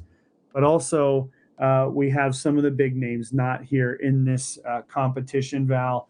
We talked a little bit about it this morning, but names like Paul McBeth, Ricky Wysocki, Eagle McMahon, Matty O, Seppo Payu, Emerson Keith, Tim Barham, Anthony Barella, AJ Risley, and Nico LaCastro are the group of players that were unable to attend, whether it was due to personal reasons or due to injuries. But of course, everybody knows the 3 big names, Macbeth, Wysocki, and Eagle, all with injuries or health issues. Of course, we're all thinking about Ricky Wysocki, who we haven't seen for a few weeks now. And I hope you're doing all right, Rick, and getting better and stronger. And we'll see you next season, buddy. And if you're also looking on that list for some other familiar names, the deepest buys and the top 8 that we will see join us tomorrow consist of names like Simon Lizotte, Kevin Jones, who we just saw there, Garrett Gurthey, USDGC champion James Conrad, Calvin Heimberg, National Tour champion, Hall of Fame Classic champion, Adam Hammis, Alex Russell, and Chris Clemens. Yeah, so those are the names we'll see tomorrow come in, and we'll have a featured card for those guys. And here we are. We're still in the woods. Hole number 12, 651 feet. Plays for the most part pretty straight away. Just keeping it in the fairway is key. You're going to have to play a little bit on one side or the other of the fairway. And there's sort of, Val, it's kind of straight off the tee. There's a bit of an S bend in the middle of the hole, and then it comes into a fairly open green area. And we saw one of the men's cards this morning play this hole, and you can get caught up early, and then all of a sudden, you're behind the 8 ball and having to catch up. But also a very birdieable hole if you can get off the tee and get yourself into a good position. Yeah, and holes like this, you have to break them down into those segments. You have to break them in down. Here's the first tee shot. This is where you want to land. The second shot, putting yourself in that good position for the S turn. So there's a lot of difficulty in each one of these holes when you can't just bypass all that. You can't cut the corner. You have to do each one of these shots, and that's the only way you're going to make your way down to the basket. Yeah, and I got to give big props to Drew Gibson. Drew bogeyed the first hole, did not play hole number 1 well, but he's come back with 6 birdies after that. He's only parred 1 hole, and that's hole number 5, and that was with an OB. So the only par he's got was with an OB, where he's able to save the par on a par 4, throw a good second or third shot and get up there and save it. But Drew, who I thought might have some trouble, and I mentioned that here, is proving me wrong, which I'm always fine with and always happy with, and playing very, very well in the early going of this quarterfinal round. Yeah, that's amazing to see. We just did an update. He was tied for 6th, and now, boom, just like that, a couple birdies on his scorecard. He's up there tied for 3rd. Yeah, he's doing just fine. And Jeremy Colling, look at that, 3 under par. I was kind of getting on his case a little bit that we weren't seeing him, and he was 1 over, but he's come back with 4 straight birdies. So good job there by Jeremy, who should be playing well here. I mean, that we obviously we've said this is a place that Jeremy should be playing well.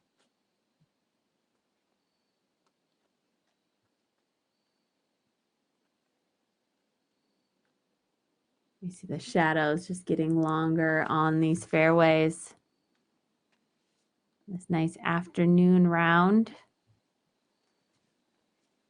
Philo takes the good kick out.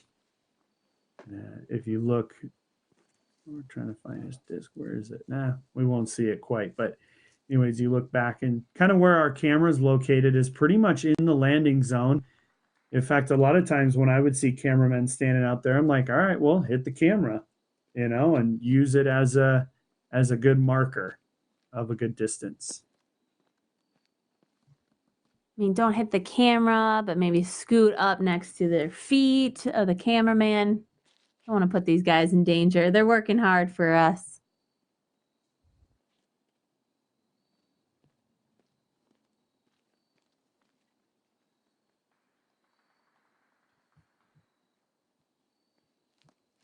See the rim of that disc, choosing a mid-range flyer. A little bit understable.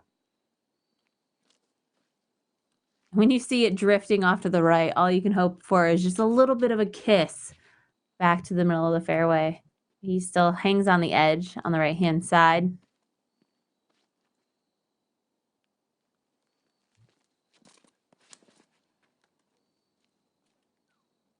Oh, I like this look from Colton, going right at the cameraman. He's got to step on out of the way, and disc perfectly landed in the fairway. What a shot by Colton Montgomery, who, man, yeah, Colton's having a great day today. Hopefully he can continue to keep that up and get his way into that semifinal round.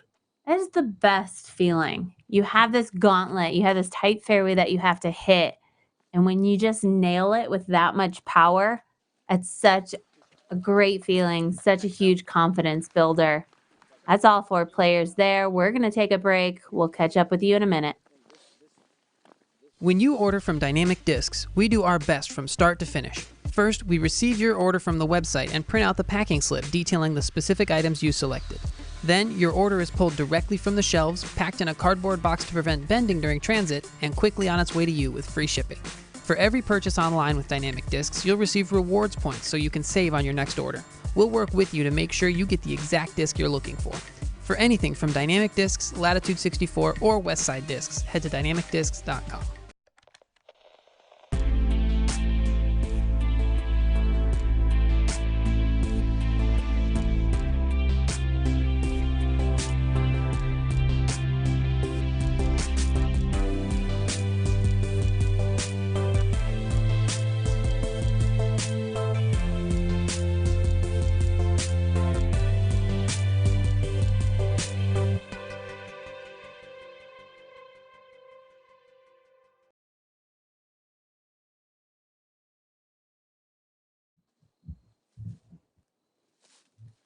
And thank you to those sponsors, as well as thank you to Discraft, a premier sponsor of the Tour Championship this weekend. I'll see those Discraft flanners waving in the distance as we continue on in this back nine. And here we are on hole 12. Here's Philo's drive, and we see him lining up for his upshot. Still hasn't made it to the corner just yet, so he's going to have a pretty tight angle here. So you can see him lining up, possibly an Anheuser, now trying to see if that sidearm feels right. Yeah, if I'm Brathwaite right now, I'm 7 under par. I've played 11 holes. I got 7 holes left. Just get it in the middle, get yourself a par, move on. No reason to put himself, and I think he's doing that. That was a very controlled looking shot, and he's controlled it onto the proper side of the fairway. He's not perfectly in the middle of the fairway, but I think he's going to have a pretty wide open third shot into the green. So that's a nice shot there by Philo. And then we see Chris is even further in the woods to the right of where Philo was, and there he is right there.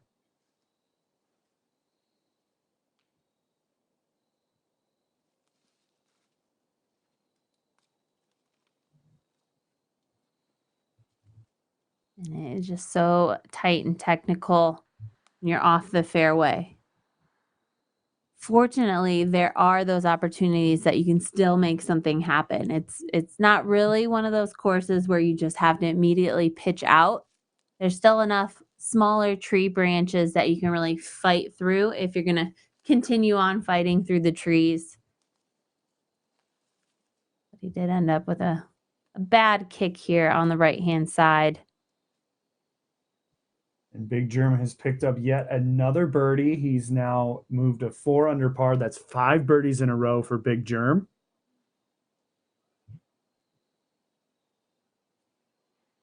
And speaking of locals, I'll give another couple of shout outs to the Charlotte Disc Golf Club volunteers that have helped out so hugely this weekend to bring the Tour Championship here.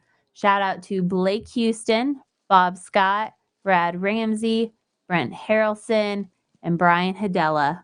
Thank you guys for your time and dedication to disc golf. And thanks for allowing us to come play on your beautiful course here in Charlotte, North Carolina.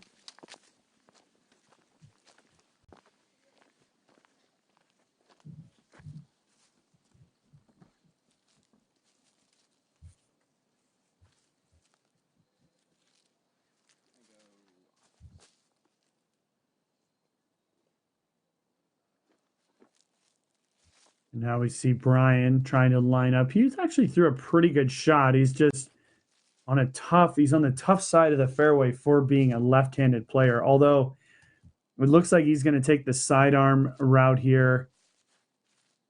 He was going to go with the backhand. I think it's just tough to bend it all the way around to the basket. You can see where he's lining it up. He's lining it up to the pin. So the pin is actually kind of straight over his head right now. Where he's got to go. Sidearm, has he gotten it through the gap? Oh, he has. And taking a late kick. Uh-oh. Sit down now. Sit down now. And he's sat down okay. That's a very makeable putt for Brian, who Brian really at this point needs to get on his horse and ride because he's getting left behind by the field. Matt Dollar is the only player that's doing worse, I guess, if we want to call it that. He's 1 over par and Brian's at even. So there's still an opportunity here for Brian, but he's really got to get going.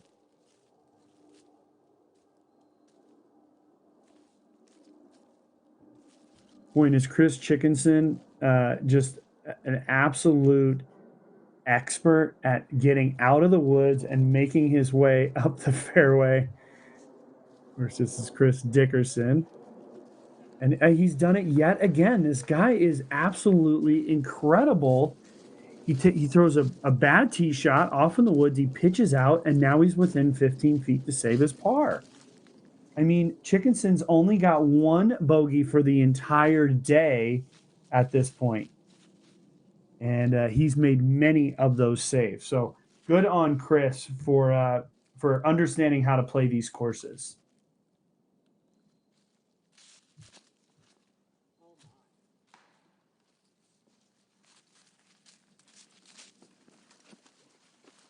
Ugh, and that is not what Colton needed right now. Trying to make something happen, but Boy, we know that was Colton's tee shot as well. So kind of a bad mistake there by Colton. that could be just so frustrating. I was just mentioning how great of a feeling it was to just hit that line that you dream up in your head, and then all of a sudden you feel like you just threw it all away. Exactly. You know, the door's wide open, then it slams shut. That's the game of disc golf, folks. Well, isn't it? And isn't it a difference, you know, when you hit early and then you make that great par save versus like throwing a perfect drive, then making a mistake and still getting your par. It's the same score on the scorecard, but there's definitely a big difference in the way that you accept it and the way that you carry it to the next hole. Do you want the good news first or the bad news? Exactly. The good news is you parred. The bad news is you parred. And there we go. Philo is going to pick up his par. And in this case, I would call it a good news par.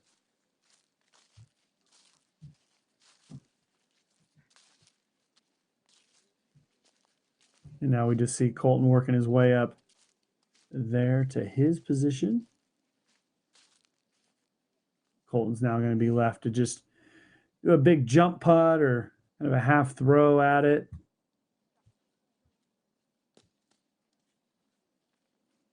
And there we go. He's inside the circle for his par putt.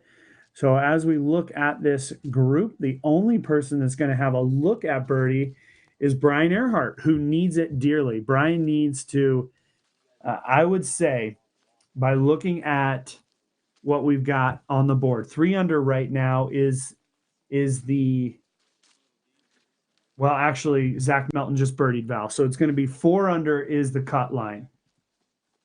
That's probably going to move up a stroke. So I would say it's probably 5 under is the cut, somewhere like that. And Wow. Brian Earhart is even par. And if he makes this putt, he'll go ahead and move to 1 under. But 4 or 5 under, and this is what we expect, right? The cut this morning was 2. This is going to move up 2 or 3 strokes to 4 or 5, potentially 6, maybe if things go really well for our players. And then as we get to tomorrow, I mean, you're going to have to shoot a 5 or 6 just to barely make it, as we'll have 16 players vying for just 4 spots. Exactly. So the cut was at -2. The cut today is now sitting at a -4. Hot round of the day this morning was 7 under.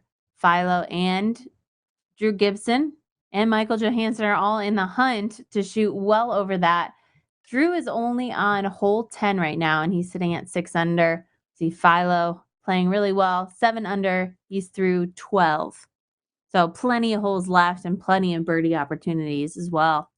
Here's hole 13. Tell us about it. Yeah, here we are, hole 13. One of the probably the more fun holes on this course. It's 819 feet. The men play it as a par 4.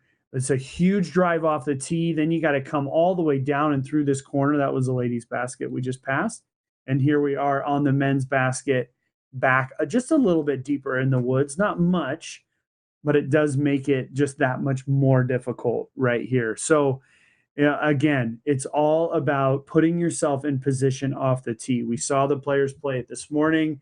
If you get a little bit too far to the right, you're going to end up with having to throw this gigantic turnover that brings all kinds of tree kicks and bounces and things. If you're able to get it past that little tuft on the corner, if you're able to get it out past there and get it around the corner, you're going to be able to do some pretty good work. And so we'll see if our players are able to do that. But impressive stuff. I just want to get back to Drew. Impressive round by Drew Gibson at this point. And while we saw that elevated basket, a big shout out to the PDGA for their support of the Disc Golf Pro Tour. And you just saw the Hall of Fame Classic and the National Tour finish up just last weekend. We'll see players like Sarah Hokum, Katrina Allen joining us tomorrow, as well as Calvin Heimberg. They've all have buys into tomorrow's round, so they haven't played today. Yeah, what a show Adam Hammis and Calvin Heimberg put on for us just a week ago, not even a week at this point, just 5 days back. Those two guys really went at it, and then we saw Sarah Hokum on the ladies' side absolutely dominate in that final round. It was close for a while, and then all of a sudden she won by, I think, 4 strokes. So good play there by Hokum, and good play by Hokum in the last month or so, ever since the GMC. So I know Sarah will be looking to kind of solidify her season with a big win here. And the last time she was playing a big tournament here, she won her very first world championship title.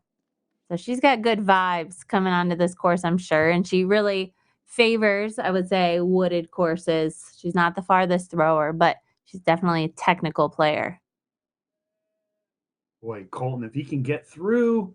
Oh, and he has gotten through that corner, and he's way down there. I would say that disc is Paragon. that was the closest we've come to a Paragon. And there it is. That Finally, disc was Paragon.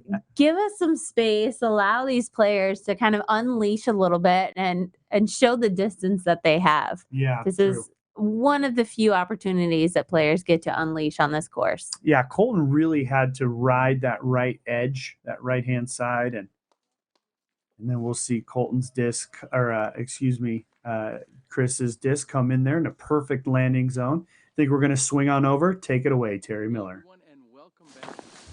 The updates that I saw, mainly coming from the card that's directly behind us, that's the 240 card. We saw Jeremy Colling get on fire in just the last 3 holes. When I walked up to him on hole 9, he had hit a gap that was no bigger than this, maybe 6, 8, 10 inches. Then he puts himself to about 60 or 65 feet away, cans the putt, and that carries him to the next hole where he hits another putt outside the circle. I walked with him for 3 holes.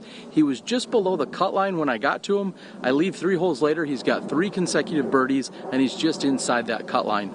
And speaking of the cut line, we see that Philo Brathwaite is sitting at 7 under par right now. That matches the hot score that we saw during the opening round. Philo seems to be playing pretty well. He's got 6 holes left. It looks like he's trying to lock down his position into tomorrow. And also, speaking of tomorrow, I saw Paige Pierce as she's caddying for Nate Perkins. She said, I am so excited to get out here and play. I love this course. I'm really excited to get at it. So we're going to be looking forward to Paige Pierce, along with Rebecca Cox, who was injured last week. She didn't play in the Hall of Fame. I also saw her out here spectating. So an extra day of rest for her. I'm sure it's well needed and well appreciated. She's excited to be out here tomorrow as well, and the action continues. We're going to get back with it here. Nate, Val, love to hear more. You think Terry's listening to us? We'd love to hear more. Thank you, Terry, for the little insight on the course. It's fun to hear. You know, Terry's out there. He's talking with players like Paige Pierce. Again, we said they'll be joining us tomorrow, but these players have been playing all season long, just about every weekend, and to still hear a player being excited to play, excited to get out there. And that's the kind of thing you need in these last few rounds of the final tournaments of the season. You need excitement. Yeah. You know that it's a long tour and things can drain on you and you can be a little bit burnout, but it's nice to hear that there's still that excitement because there's a lot on the line right now. Yeah, there definitely is. I think this amongst almost any of the other tournaments is a big bragging rights event where you come and finish on the high note at the end of the season in a very unique format. Oh, look at Philo bending it perfectly down in there, getting the appreciation of the crowd. And as we'll scan back, if you look right, can't see him. Oh, there's Philo. But as we come back and see our other players, we're going to see the guy in the green shirt right there. That's Alex Russell. Alex Russell will be in our top 8. So he's going to come into the semifinals tomorrow. But Alex out watching everybody play. And so, again, I think later in the season, we've definitely all kind of come together and we sort of all are like, okay, we're doing this and we're kind of finishing it up. And so I think that's why we're seeing a lot of these players out there, and these guys aren't on another course somewhere playing holes or doing things of that nature, which something I might have been doing at this point, although by this time of the day, I'd already be done. And Brian able to execute that beautifully. And again, we mentioned how imperative it is that that Brian get going on some birdies. Otherwise, he's going to be certainly left behind. He's got an outside chance at this point. But Zach Melton's picked up 2 birdies in a row. He's jumped into 4th place. Terry mentioning Jeremy Colling. He birdied those 3 after he saw him, but he's birdied 5 in a row at that point. He's at 4 under par, just on the edge though. 1 stroke back, he'd be out. So, every stroke matters. And I think it's going to come down to really 17.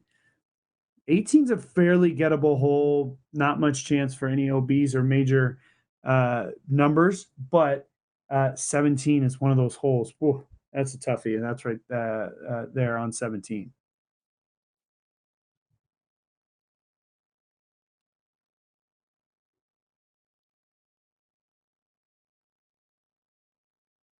And we just saw a bogey come across for MJ, and MJ hadn't taken a bogey since hole 1 this morning. But still, MJ, oh my goodness. You could see that disc come through the trees and nestle right up to the elevated basket in there. I absolutely love this 13th hole. It is really just the big trees, and how well this club has cleared all of this out is awesome. And while we're mentioning the club, I'll give another couple of shout outs. Thank you to Brian Miller, Brian Tim, Chase Overcash, and Chris Brown. Thank you for your volunteer efforts.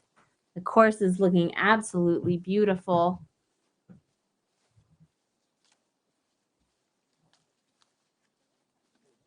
Yeah, and speaking of beautiful, Val, look at that view just as they're walking down through this beautifully manicured grass fairway. And by the way, this grass fairway is brought to you by the natural gas company, because there's a natural gas line that runs right through this park. We saw the players, we saw those big yellow posts that's Right. marking the natural gas pipeline. And that's one of the reasons this course was redesigned in the way that it was. And so we see this beautiful fairways with these beautiful trees and all that. And actually providing the biggest fairway on the course. Exactly. Pretty interesting. But I was wondering where you were going there, but then it all made sense real quick. But those are some great upshots working their way back into the woods. And while we were thanking people, got to give a shout out to Latitude 64, another one of our premier sponsors of the Tour Championship. We've had a lot of great sponsors supporting us throughout the season, and then stepping up really big here. We've got 6 sponsors that have stepped up for the Tour Championship. So huge shout out to them. That's why you'll hear us continue to say these names of sponsors, because they mean a lot to the sport. They're allowing us to bring you the live coverage, and they're allowing us to put these elite players on that pedestal and giving them the spotlight that they deserve. So we're happy to bring you the coverage. Hope you guys are enjoying it.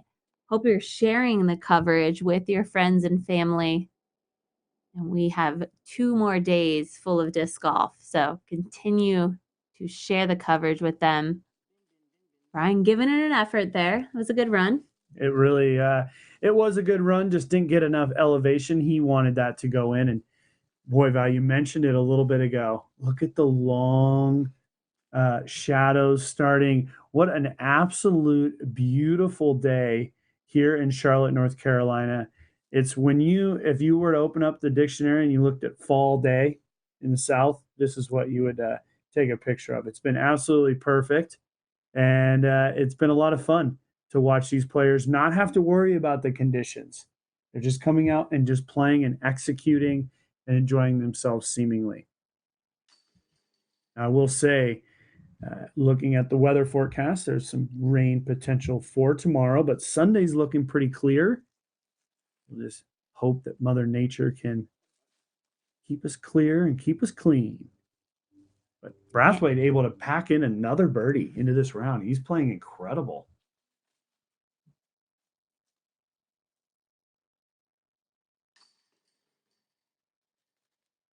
Val, if Philo were to finish with pars all the way through and nobody else were to come up and surpass him, that would put him at the hot round for the tournament, which would make him eligible for that hot round bounty that is provided by Innova Champion Discs. So they could just add that 500 onto a bonus check that they hand to Philo because he is a sponsored Innova player.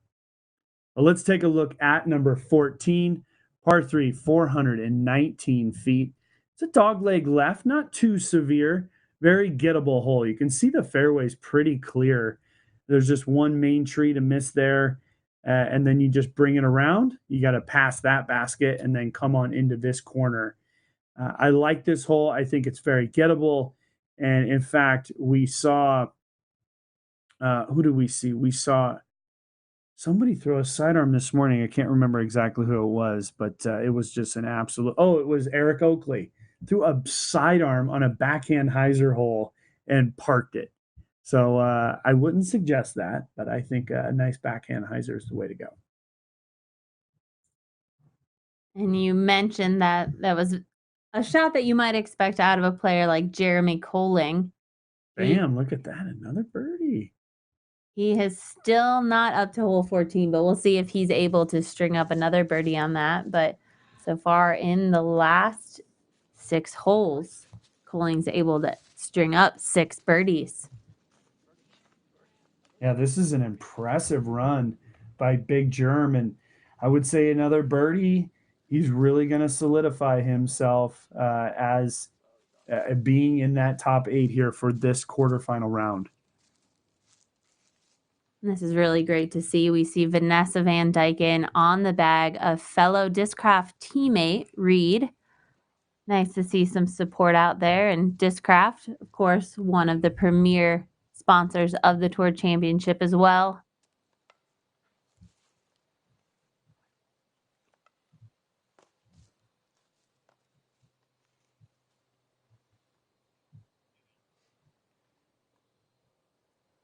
And here is Reid Frescura, as you were saying, Val. And Reid's had an up and down round, a little bit of yo-yoing going on. He's just even par, 2 birdies, 2 bogeys. He's got that one nestled in there. We were able to see a few shots out of Vanessa this morning. Unfortunately, she shot a great round. She was at 2 over, but it all came down to the tie split, and the best seeded players actually made it in. So she did shoot the hot round for that 4th place spot, but got outseeded. Well, and it came down to 17. She took a triple bogey on 17. She was actually at 1 under par going into that, came out 2 over, parred 18, and as you said, wasn't able to beat the tiebreaker, unfortunately. So that'll be it for her. We'll see if Reid's able to make it through. If not, they're going to have a nice weekend in Charlotte. Play a couple other courses, I'm sure. That's what me and you would do. We'd go out and play a few more courses, right? Rip a round or 2. Are you kidding me? We'd be going on vacation, Nate. You'd be taking me to the beach. Yeah, we'd head on up to Asheville. I mean, Brian's got that just on the inside. In fact, we're in a section where Brian took a few bogeys in a row this morning, and he mentioned it in his post-round interview, how these holes really kind of put him on notice because he went bogey, bogey, bogey, but then picked up a huge birdie on the 16th, and that was really what propelled him into the quarterfinal round. So there we go. All the players are off on 14. We're going to take a short break. We'll be right back.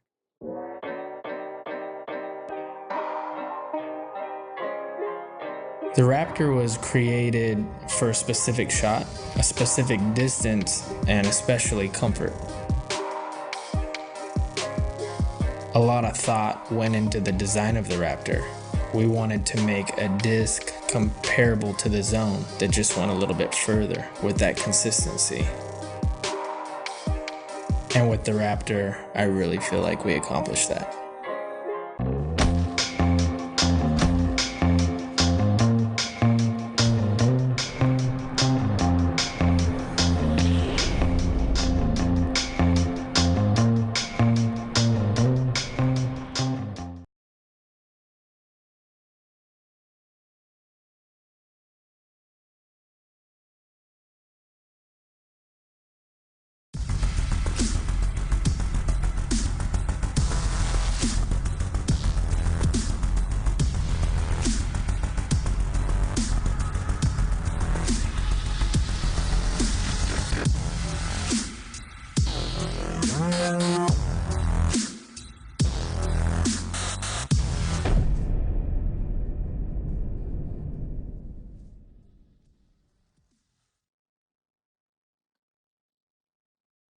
Now we are back with Philo here on number 14, the 419-foot par 3.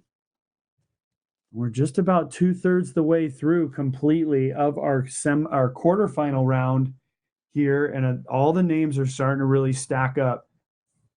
Zach Meltron, he has now birdied 3 in a row. He's birdied 5 of the last 7, and he's now at 6 down for the round. He's in a T2 position. But right behind him is the 2 tall men, Big Germ, Jeremy Colling, and Paul Oman are at 5 under, and then Colton Montgomery is at 4 under par. So again, I still think, and Nate Perkins, the percolator, he's got 3 in a row as well. So probably 5 under gets you in, I'm guessing. 5 under is probably the number at this point. Possibly 4 under. Let's see what Colton does. But Nate Perkins is on a good run as well. And boom, look at that. Chickenson able to get the big birdie, and let's roll that Zuka replay. And you can carry a lot of chicken in a Zuka cart. And there we go. That's a birdie right there. That was incredible, huh, Val? That was an amazing shot. Utilizing that little step through putt that is so signature to him. Man, we've seen him hit huge putts like that all throughout the Disc Golf Pro Tour. He was all over the featured cards when we were watching Green Mountain, and another huge putt. Wow, look at that. That came out of the woods from Brian Earhart, and he really needed that birdie. Oh my goodness, what a bunch of fun stuff going on there. Man, nice. Wow. Basket open for business. Colton walks up, taps in his par, and now we'll see Philo do the same. Philo not really worried about it. I don't think he needs to be worried about it. He's playing very well, but let's take a look at that 15th, Val. 321 feet straight away, but what's the name of this hole? The Gauntlet. It is truly a gauntlet. You have these woods right here that you have to play through. There's a mandatory there. Really, there's no other way you'd want to play it. You're going to go past that basket right there and up into the woods to this elevated basket, the 15th basket, and it's a very difficult hole. And I'm glad, though, even with the redesign, we didn't lose the Gauntlet. This was one of the holes that has been at this course since its inception, to my knowledge, and is one of those signature holes for Hornets Nest.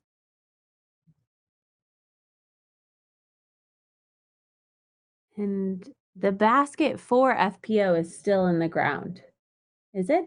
I don't know. Did they take it out? Yeah, I think they have taken it out. I cannot see it from another camera angle, so we're going to go ahead and assume that it's not there. That's the Gauntlet. There's no bounty for a black ace. No, there's not. But that is the line that you want to hit. You want to hit straight in the line. I mean, this fairway, 10 feet, 15 feet, maybe wide. So accuracy is so important here. And with that Mando coming into play, we did see Lisa Fakis really get hung up on this hole this morning. Mm-hmm. This was kind of a little bit of a disaster for her. We thought it might have been the potential to knock her out of that top 4 hot scores of this morning's round, but she was able to capitalize it on the next few holes. But it's all about hitting that line here.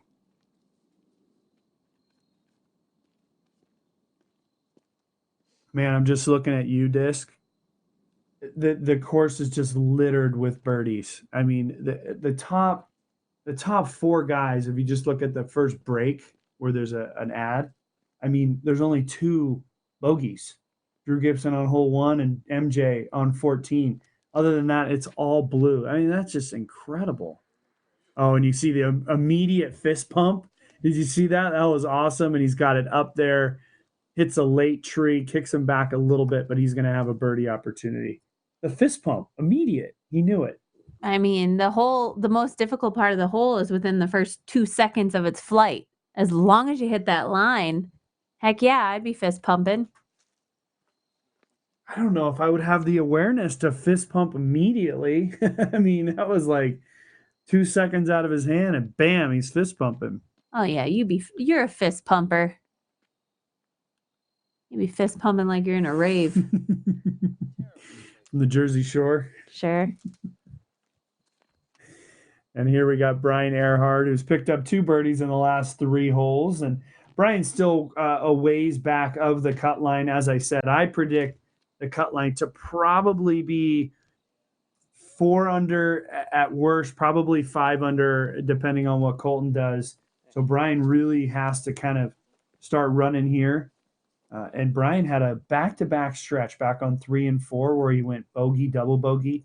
Since then, he's picked up 4 birdies. And he's kind of moved himself into an outside chance of finishing in the top 8.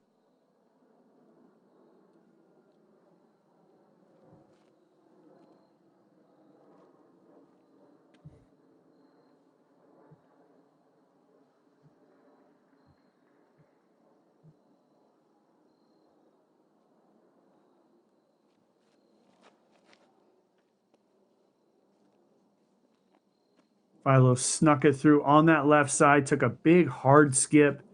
He's going to be up in the woods.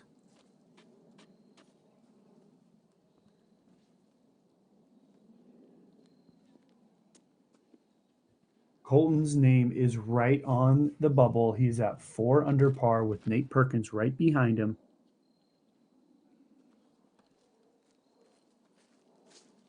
Not excited about that shot, but we'll catch up with those players after a quick word from our sponsors. When I need to check the wind, I just let out my hair. Disc golf is 90% mental. The other 10% also mental. If you want to make new friends on the course, pick up someone's disc in the fairway. By accident. Stay getting birdies, my friends. What do you think flatness and stiffness on this? Somewhat flat, neutral stiffness. This is a good disc right here. Purple and orange. Got it. 2 more. Danny, this is a sick one.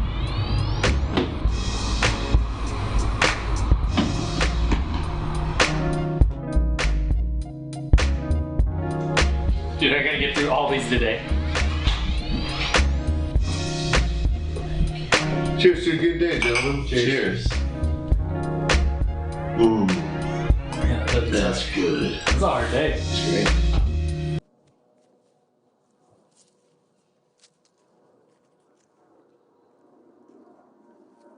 As we came back there, we just saw Colton with his jump putt come up short and left. Not a great run for him. We'll see everybody kind of move into position here. We're going to see, I know we saw Philo's disc took a hard skip through there. I'm not sure how far he got into the woods.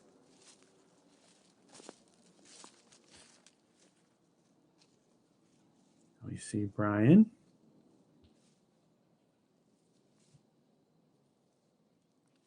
Just on the last hole, Brian was able to hit a huge putt coming out of those woods.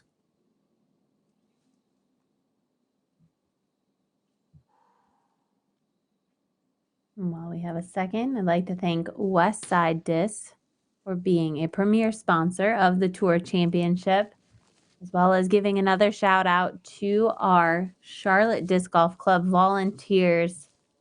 We've got Chris Halberg, Chris Langham, Brendan Bryant, and Chris Miller, just rounding out the huge long list of people that have given back their time and volunteered and given the hours to disc golf, especially around Charlotte, North Carolina.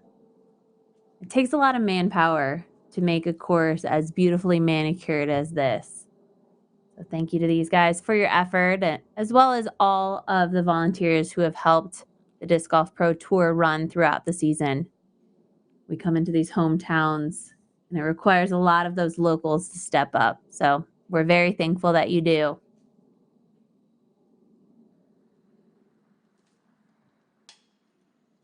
Oh, and Philo bounces just off the top, and it looked like it flew a little bit past. So he's going to have probably a tester coming back. Not too bad, but not parked by any means. And here's the fist pump drive. I think without hitting that tree that's just right in front of Chris, he would have been absolutely parked. And let's see if he's able to get this birdie and move to 8 under par, as he's got 7 birdies and no bogeys to this point. Sitting tied with his hot round this morning. Mm-hmm. Oh, just off the front rim for Chris. Yeah, I guess if we were keeping score, Chris would be right up there. He'd be tied with Michael Johansson right now for the lead. Although Philo is playing well, he didn't have a great first round, but in this format, it does not matter. It's just about getting through each and every round and moving on until there's only one person standing on Sunday afternoon.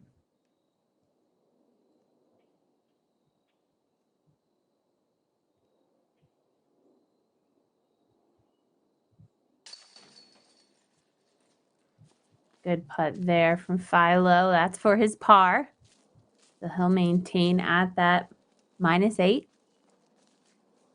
Yeah, Val, I'm just looking at UDisc and I'm noticing that showing Nate Perkins putting for double bogey back on hole number 13. And I think that might completely shatter the chances for Perkins to make his way into the top 8, unfortunately. And that's going to kind of leave Colton Montgomery right with a 2-stroke lead on really the closest person on that top 8. So things are not as exciting as we might have thought that they could potentially be, now that they don't have the chance to still be, but things are starting to spread out right around that 8-person mark. And here we are on hole 16, par 3, 357 feet. Plays a little bit straight off the tee, then goes down into the depths of this area right here, and then hyzers around to the basket. At 357, this is a very, very gettable hole. We saw this morning, we saw Haley King just absolutely park it. But the challenge here is the elevation. It goes downhill so far, so severe, that you kind of just got to skim it over the ground as you go into the gap, and then you're at the perfect height going from that point forward. If you're too high off the tee, you just hit branches and stuff, and you can't get over to the basket. Yeah, you don't have enough distance to get around that corner. And I think this was the hole that Brian Earhart was talking about this morning. After his very solid performance, he said he threw the best sidearm of his life. So that's a lot to say. I mean, he is a left-handed thrower, so remember that. So it does have that perfect follow through to the left-hand side. Otherwise, it's a very tight and technical lefty and hyzer.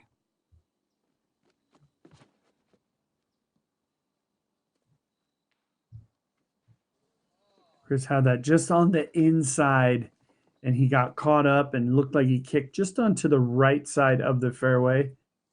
And there's that man you were talking about, Brian Earhart, who's at 2 under par. He's 2 back of Colton, who is sitting in the 8th position.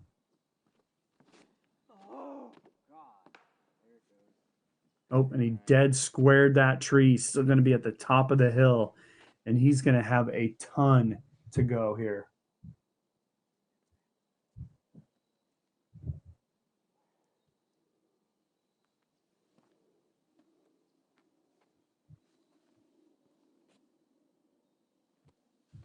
And one of the most methodical players on the tee pad in every shot. Philo just has so much focus. Walks up so slow and really thinks about how he's going to hit that line. Fortunately, not able to execute it there. And now we got that. All the eyes are really on Colton, whether he knows it or not, because with a birdie here, he took a right hand kick, I think. Oh, there it came out of the sky. He had no idea he hit the top of the basket.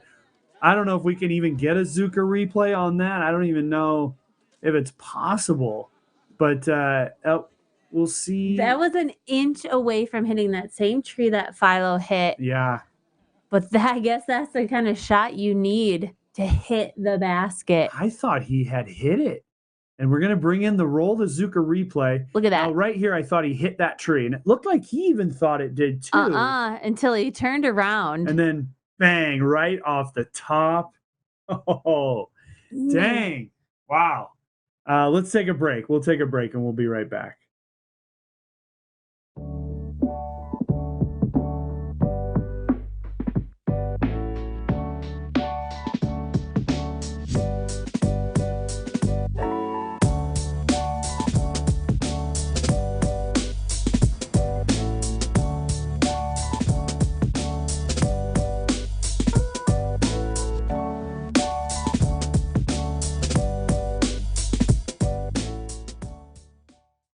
Passion is more than fiery emotion.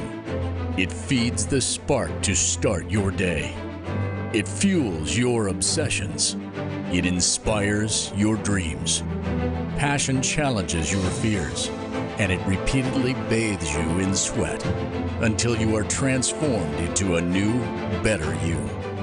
Disc golf isn't just your passion. And Brian having to play completely down a different sort of gap. He had put himself in such a tough position. He's going to have an outside chance for a par. He came down that fairway on the right side, Val. On the right side of our screen. Yeah, right side of our screen. Yeah, I guess it would be the left side of the actual hole, right over the basket there. And Val, during the break, I was just kind of breaking down what this really means. I mean, if Colton... We know he's going to birdie this one. If he's able to solidify this and then get the par on 17, and then whatever happens on 18, whether he pars or birdies it, he kind of is creating a moment or a situation where Presnell, Queen, Earhart, they can't catch up. There's not enough holes. There's not enough birdieable holes for them to move up. And then the thought would be, well, who's going to come back at us, right? Because look, we have Johansson. He's done. He's in. Melton's done. He's in. Dickerson and Brathwaite seem to be so far ahead. They seem pretty solid. Gibson has a bunch of holes left. He could still make a mistake or two. And Jeremy Colling has a bunch of holes left. He can make a mistake or two. But honestly, with this birdie by Colton, and if he finishes with just even par, I think we can pretty much say with certainty who that top 8's going to be. I'm not counting anything right now. There's still plenty of holes left. We're only through 13 for some of those players you just mentioned. So right at the cut line. And we know how 17 can treat players. Yes, so got to let it all unfold. Right. And that's the thing, even for Colton. He has to get through 17. Oh, and Philo's put it on the edge, the upper edge there. He's going to have that putt for par. And honestly, there's a little bit more on the line for Philo too, although MJ doesn't give up easily. He finished with 2 straight birdies, and he's now at 8 under par. So he's now got his own hot round in the books and in the clubhouse. He's beat his hot round from this morning. Wow, and looking at Paul Oman in those final holes, he's in the clubhouse right now at -6. Really cooled down after hole 11.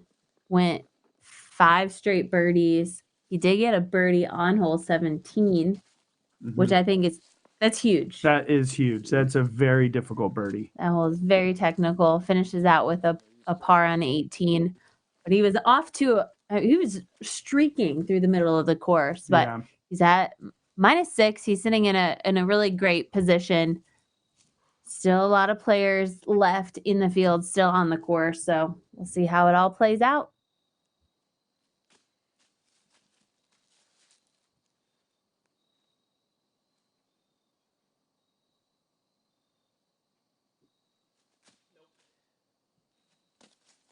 Brian for his par. And unfortunately, I believe that's going to end his hopes of getting into the top 8 with just 2 holes to play and at only 1 under par. There's absolutely no way he can make any movement at all. So the last 2 holes are for pride.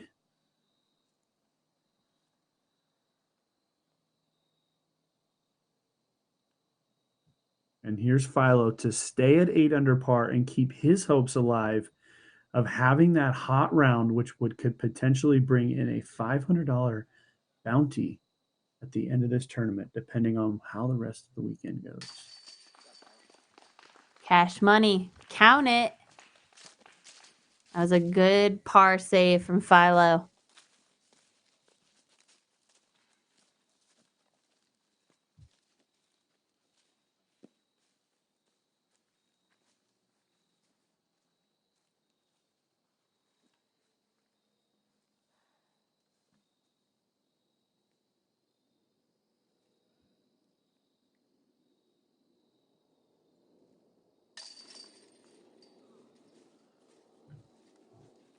Solid high in the chain putt there for Earhart.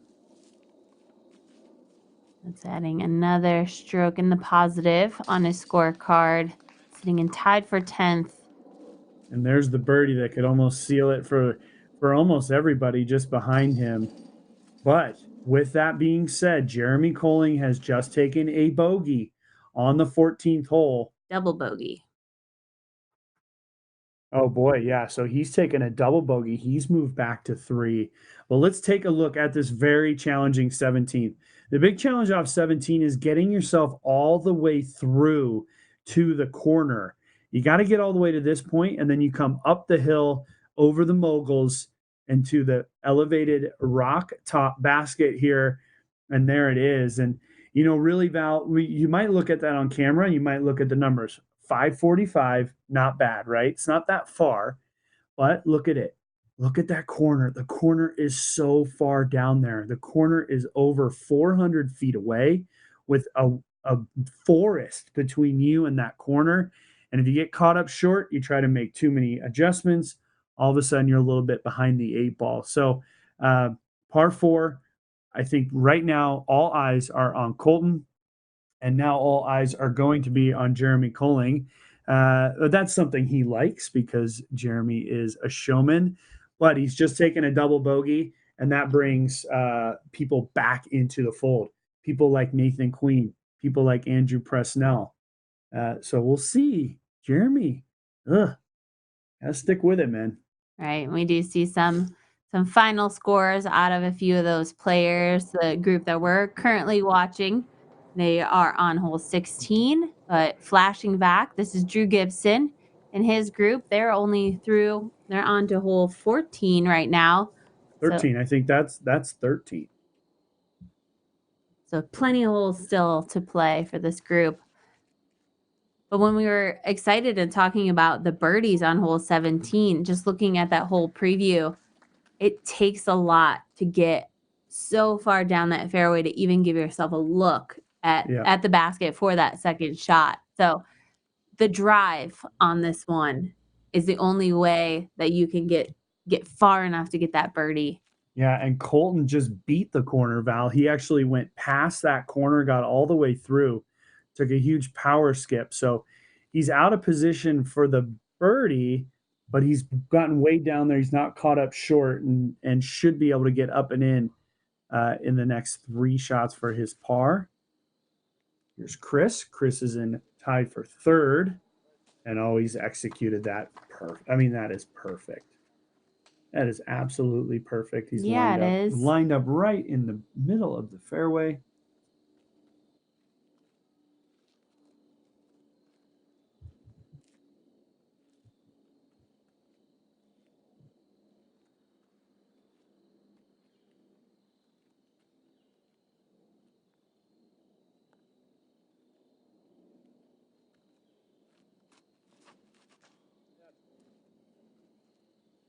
Philo working that disc. Oh, and that was a similar thing that happened with Montgomery as well.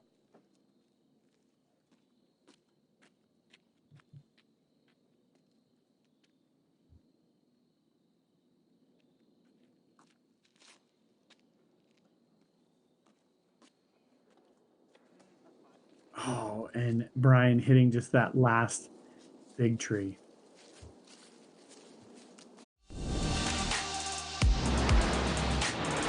My name is Thomas Ekström. I'm the disc designer for Latitude 64.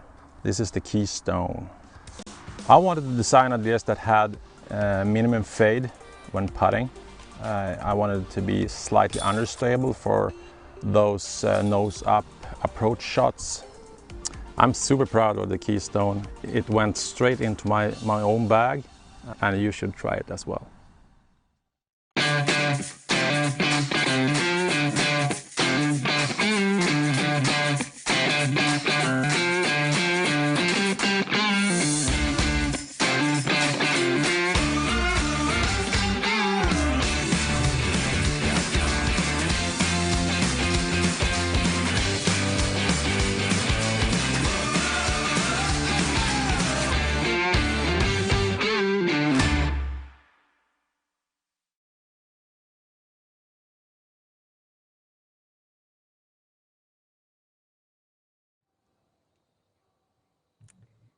And we are back here on hole 13.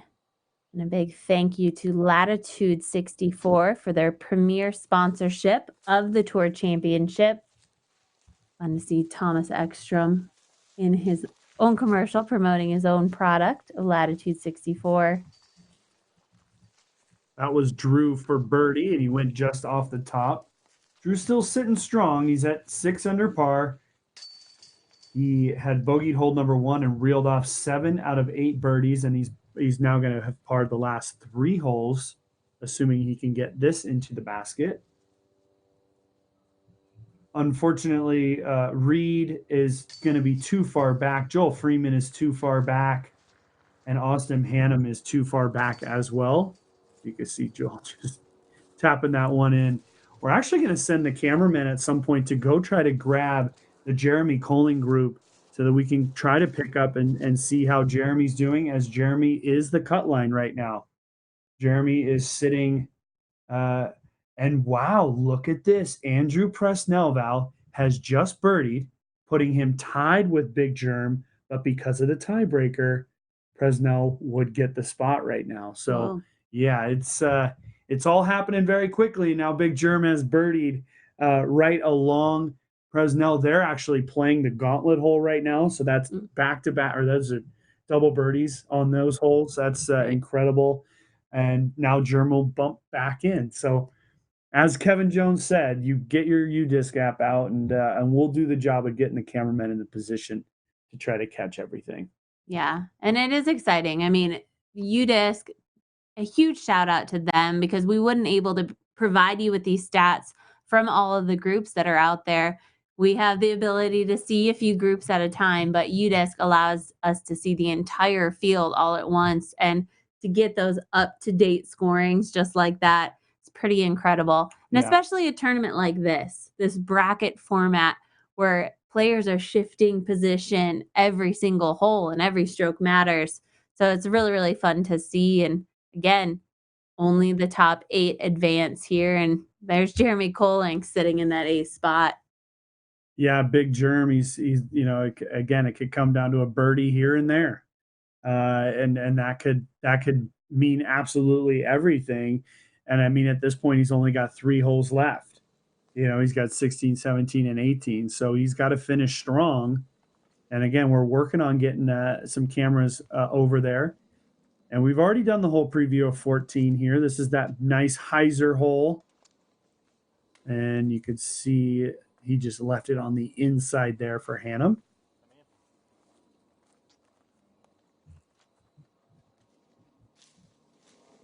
And again, unfortunately for Reid, Joel, and Austin, these guys are pretty much out of it at this point. All of it at this point, again, I think it's just for pride and to continue to build on that, memory, shot memory, if you want to call it that. And on the other side of things, Drew Gibson has bogeyed. Actually, that was for par, Val, on that last one. Ooh. And so Drew's bogeyed, brought himself back to 5 under. So here we go. 5-5-4 for Drew, Colton, and Coling. Those are the guys that are the first 3 in right now. And Presnell is just sitting back at 3. So is Queen. So yeah, it's getting exciting. And if it and look at that shot by Drew, it needs to sit. That was a beautiful shot there. Let's throw it to commercial while we've got a minute. Thanks some sponsors. We'll be back with you in just a flash.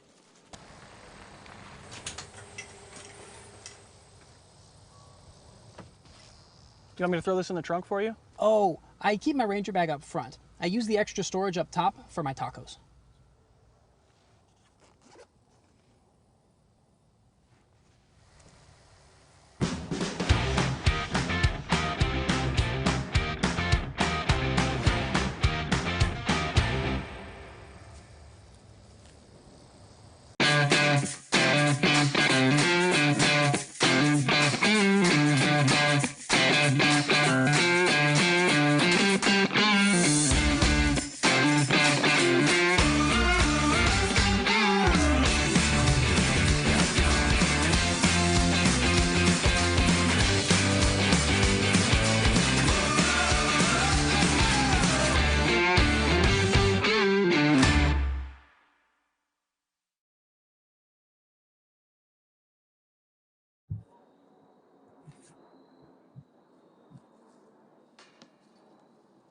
And now we're back on the 17th there with Brian Earhart, who just missed that putt. And the writing is on the wall for Brian. He's given a valiant effort. We actually have seen a lot of Brian today, and it's good to see him executing those shots. And he's just going to come up just a little bit short. This guy's not going to come up short at all. Chris Dickerson is solidified in that top 8. This is Chris putting for birdie here on the 17th hole.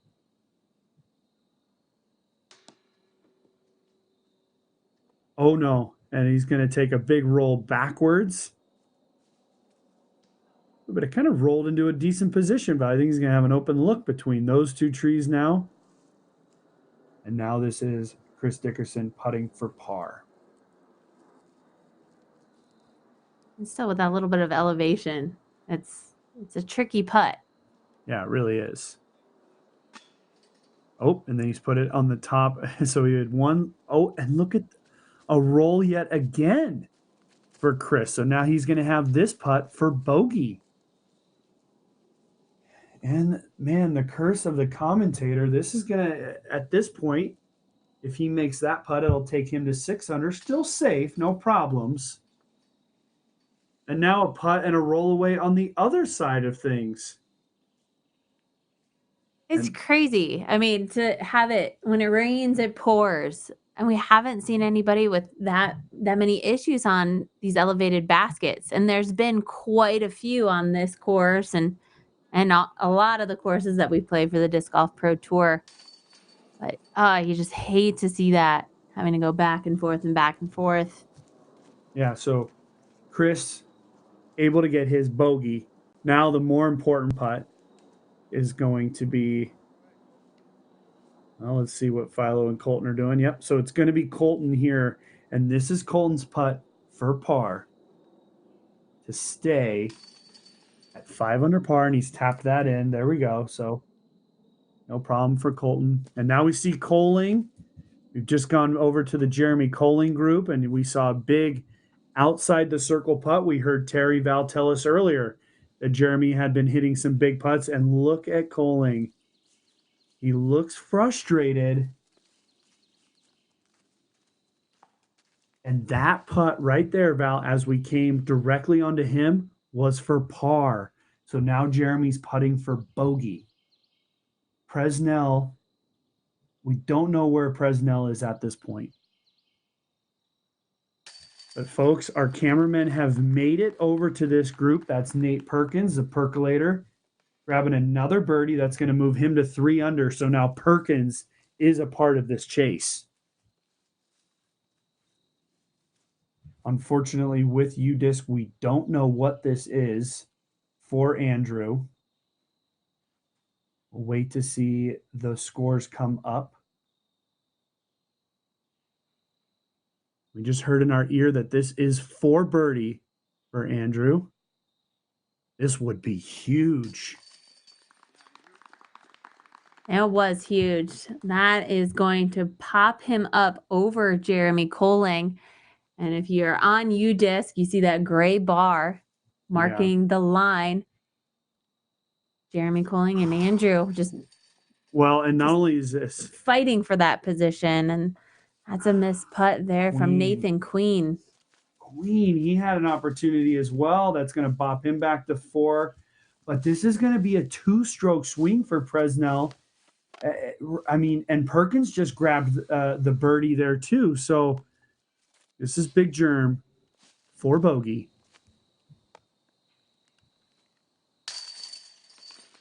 Wow, and he's making that basket look teeny tiny. Yeah, Big Germ. Big Germ. Frustrated after that bogey. He's been having such a great day.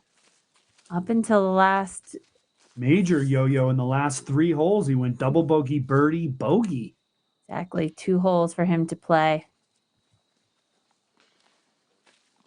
We're going to move over to hole 18 and see Colin Montgomery's disc in the air. He knows he's got it turned just a little bit too much. Oh, it's still a beautiful drive. Hole 18 finishes up at 486 feet. There is the road just behind.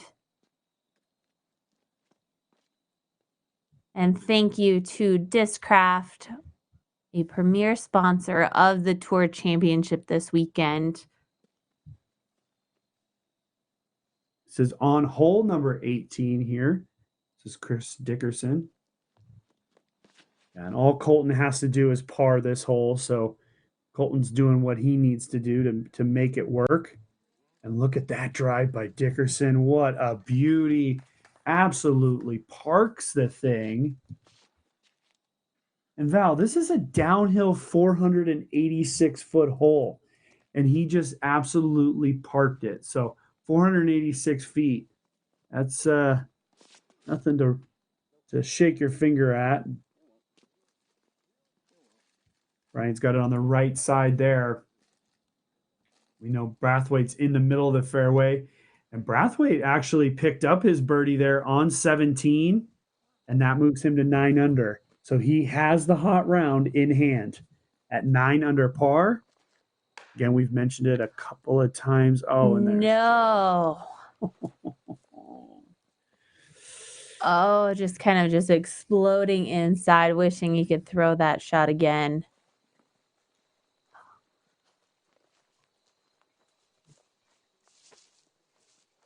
So here we are, Val, though. We're late in the day on Friday afternoon. I think both me and you want to thank everybody who's watching with us back home. This has been a lot of fun today, folks. We've been watching UDisc. We've been seeing players do good things. We've been seeing players do some bad things. And now it's all coming down to just a couple of players. Nate Perkins, who we're going to get a camera on here in just a second, Jeremy Coling, and Andrew Presnell. This is all coming down to these guys right here. So let's see what they got for us and if they want to play tomorrow. That looks beautiful. He's got to be happy with that shot. It's a mini match play scenario here. Really, it is, because these guys are tied and Presnell's got the one stroke advantage. It's 3 guys for 1 spot. I mean, that's what it is. And Big Germ goes on that, leaning on that right, that sidearm play that I mentioned about him earlier. He knows that's a little bit too long and could create a difficult angle. This is Nathan Queen. He's at 2 under par. Outside chance. If he goes birdie and these guys bogey, it's possible. Oh, wow. Choosing that nice, slow Anheuser shot for the lefty. Not really sure. He's not really sure how that finished out for him. But I was hoping to see his name up on the leaderboard there. But we've got just a few holes left, and we're seeing things really shake out and get exciting toward the end here of the men's quarterfinals of the Disc Golf Pro Tour Championship. It's been quite a day. I mean, we've had started off 16 players this morning in the qualifying round. That got knocked down to just 8 players, advancing now into the quarterfinals. Again, 16 players started this round. It's going to be broken down into 8 after today. Well, and just think about it, folks at home. It's come down this whole day, right? We got 3 guys vying for 1 spot, and they're all in the same card. You know, I mean, they're all in the same card. This is a mini match play scenario. If Presnell just keeps the pedal on the metal, there's nothing these guys can do. So Andrew really controls his own destiny here, and the other 2 guys, all they can do is just try to get birdies. You know, so we'll see, and that can always put you in a difficult position too, because when you're trying to get birdies, and or on the flip side of that coin, trying not to get bogeys, that's when those things become the most difficult. And now we see Philo, who is at 9 under par and has this putt right here for birdie. And ooh, bam. good finish there for Philo. Throws us a little shaka. That's a double-digit under par round for Philo. And he looks about, and there's the hot round bounty. Oh, nice, Johnny V. That's beautiful. $1,000, and that's 500 to the men and 500 to the ladies. And he's leading that right now. Philo is leading. That little bit of redemption after the first round, kind of squeaking his way into playing this afternoon, and now comes out with a hot round, making a statement. And I love that. That's Philo's excitement right there. I mean, just a few hands in the air. Forget how excited he was when he got his albatross. Right. Was he jumping up and down? No, I think he was pissed because he didn't get an ace on it or something. I don't think so. It was, you know, obviously he was excited. There's no doubt about it. But last thing I'll say, that was about the same amount of excitement as when he shot a 2 under this morning and barely squeaked in. Now the guy comes back and shoots a 10 under. So absolutely incredible round. But let's get down to business. Who was it that we just saw? Andrew Presnell in the woods, chipping out. He's still way back, throwing his 3rd into this very difficult 17th green. And we know Coling as well as Perkins have put themselves in a pretty solid position. Oof. It's getting good, Val. This is getting real good. And shout out to Ellen Woodboom, caddying for Nathan Queen here. Oh, this is a really difficult shot for him. Being a lefty in this shot, he's going to have to work another turnover, possibly, unless he's got that straight shot.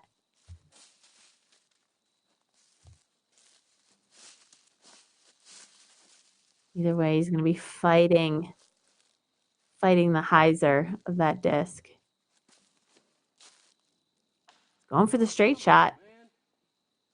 Yeah, and he took a big kick.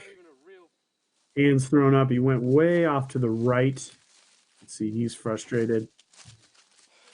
You know, Nathan's probably got a pretty good even demeanor for the most part. And so, you know, to see that frustration, you can see, yeah, his season's over at this point.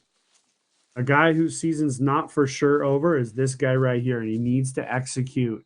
He needs to put it in close, not put that pressure on his putter. Wow, and really punching it way up there. You can see the basket in the distance. They'll have a putt. Yeah, It's that going to be on the wasn't left-hand great. side. Yeah, it wasn't absolutely perfect, but he's definitely going to give himself a position. And we have not even gotten to Percolator's drive yet. So Nate Perkins, I would say advantage Perkins right now.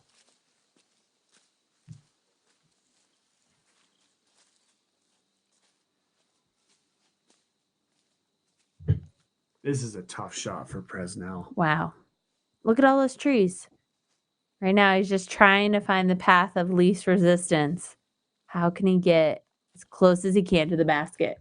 We just saw the group with Chris Dickerson kind of going back and forth around this basket. It is elevated up on that rock. So you want to be as close to the basket as possible, kind of ease up on the putt.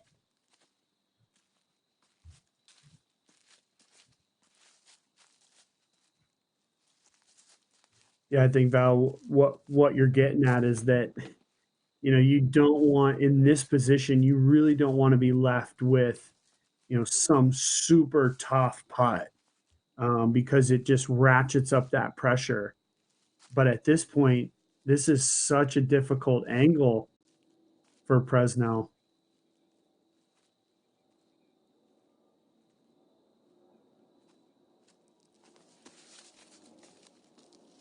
And there's Presnell. We can't. Oh, we saw his celebration, so he's happy with it. And now we're going to swing over. We're actually going to go to Terry Miller with Colton Montgomery. Take it away, Terry.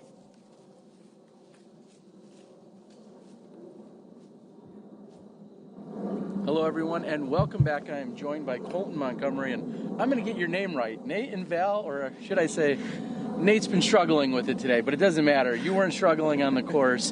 What do you have to say to everybody out there that's been watching the action today?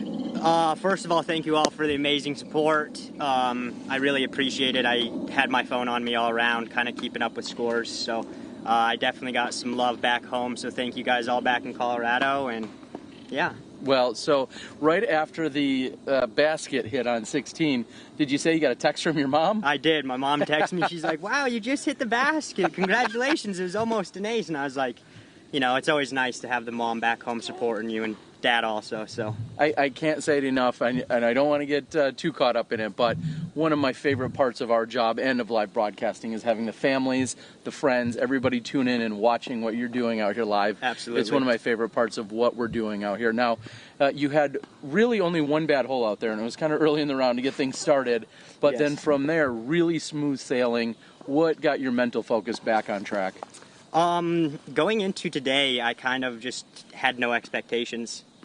Into the season, if I went out first round, whatever, it was a good season. So I was kind of just trying to play loose out there, not put any pressure on myself and take it hole by hole. And obviously the double bogey on hole 2 was not how I wanted to start the second round. But luckily, with my girlfriend Kona, I was able to keep a level head, have a fun round, and keep battling all the way down the stretch. And it was definitely stressful. Well, and then you had a couple of guys on your card pushing, and it looks like at least 3 out of the 4 of you are going to move into tomorrow. Very, very impressive rounds out there. You, of course, were then joined by Philo, who was on the card, and Chris Dickerson. Brian struggled a little bit out there. Were you vibing, or were you kind of sticking to yourself, or how did that round go? Kind of just sticking to myself. I knew Philo and Chris were playing really well, so I didn't try and get too caught up in that. I knew they were a few strokes ahead, but I knew if I could just get a couple birdies down the stretch that I should be in good enough position, and obviously the putt on 18 was very clutch, and I'm glad I hit that to save some stress right now.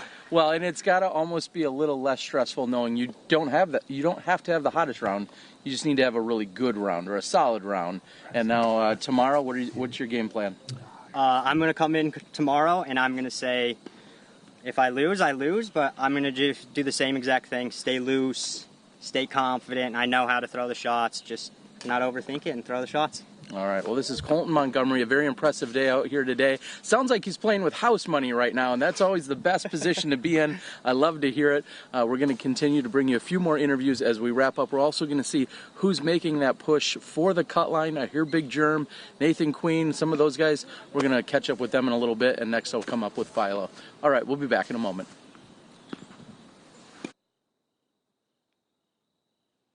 Well, Tara, I have to tell you, I have messed his name up quite a bit, but I've made the correction, right? I've tried to, but I think I'm just going to call him Monty from now. Yep. That's his If you're in the nickname know. on tour, you know? Yep, So we'll Monty. call him Monty. And there's Nate Perkins. Now, while we were in that interview, boy, what a putt by Big Germ, and then what a miss putt by Andrew Presnell, and that flips the script again. We're going to look at a little Zuka replay here. Just roll it and watch Germ's reaction. Bam, he knew it right away. Fist pump, and that's huge. That is absolutely huge. That was a big putt and kind of a confidence boost after just missing a shorter putt on one of the last holes. Colling hitting that big elevated putt. That was big. And so here we'll see the name switch around, move around a little bit. But you know what else was big? Perkins getting his birdie as well. Perkins has the nod on Colling right now. So it's going to come down to 18, folks. Don't go anywhere. We're going to have interviews. We're going to have live disc golf. And somebody's going to get bumped out and somebody's going to make it in. And really, 18 is a pretty simple hole. It all comes down to the birdie. Yeah, you got to birdie it. In it. Yep. So we know we have Terry on standby right now with Philo. Again, he shot the hot round of the day. So I'm interested to hear what he's got. Yep. So throw it to Terry. Take it, Terry. Again, welcome back, everyone. I am joined by Philo Brathwaite, and Philo, hottest round on that second round. You improved your first round score by a few strokes. What was the lunchtime break for you? Did you go get a solid lunch? Did you meditate? What happened during that lunch hour? It's kind of stayed in the park. I sat down for about 15 or 20 minutes and just collected my thoughts because I felt like I got kind of ping-ponged around out there that first round, man. I had a couple of unfortunate breaks that just put me in some really terrible spots, and then I got a double bogey from 10 feet away on 17, just in and out from 15 feet away. Kind of had my bell rung a little bit, and I had to make birdie on the last hole. I didn't even know because I don't really look at the live scores to see where I was, and I was just like, well, I'm going to make this putt either way, and if I'm out, I'm out. And it got me in, so I was like, all right, well, let's just kind of reset and calm down. And yeah, I was running a little hot after that first round, and I just really just kind of stayed here and just cooled down, had some water and snack or whatever, and threw a few shots out on the course, just a couple rock shots just to keep the rhythm going, threw a few putts, and ready for round two. Well, and speaking of 18, you were just outside the circle when you made that putt round one. Round two, well, you could have just left your mini there almost from round one. I mean, it was almost the exact same shot, wasn't it? Yeah, it felt pretty good. Yeah, your stroke was on, so you have the 10 under. You're probably not thinking too much about numbers, but what would you feel comfortable with when you come in tomorrow with your round? Wow, man, it seems like 6 or so is the number to kind of survive around here. These guys are good, man. There's a lot of danger, but, I mean, if you can stay in the middle of the fairway, you give a lot of opportunities to score. So I'm just going to do my best. Hopefully a 6 or something will be good enough. I felt like I got away with a few, maybe a little bit here and there today. Not too much. I mean, I threw them well today and made a lot of putts. So, 5 or 6, hopefully that'll be good enough. I can't really worry about what everybody else is going to do. I just try to play my game. Is there any comfort knowing that you don't have to have the hottest round, you just have to have a solid round? Does that make you feel any better? A little bit. I mean, you kind of have a feel when you're like about halfway through the round, like if you're doing well or not, and I just play by feel. I know if I'm playing well, then I'm going to keep up with everybody. I may not beat everybody. I felt like today was an anomaly for me where I just kind of came out and said, all right, take that, everybody, but, Leave some in the tank for tomorrow, would you? We'll see what happens. I mean, it's been a roller coaster year for me. It's been feast or famine, it's either mediocre like the first round or fire like today, so maybe if I land somewhere in the middle, I get to play again on Sunday or maybe Saturday afternoon, however it works. I don't even know anymore. I'm just out here to have some fun, hopefully, and leave out here with a little cash in my pocket. Yeah. All right. Well, the Disc Golf Pro Tour is going to help you with that. We're going to get back to the action. Again, we're going to keep watching that cut line. Something that Philo does not have to worry about as he set the new bar here this afternoon. He's in. He's going to be back here tomorrow with his 10 under. Things reset, but we know you're going to come bring your A game again. This is Philo. Let's get back to the action. Later, guys.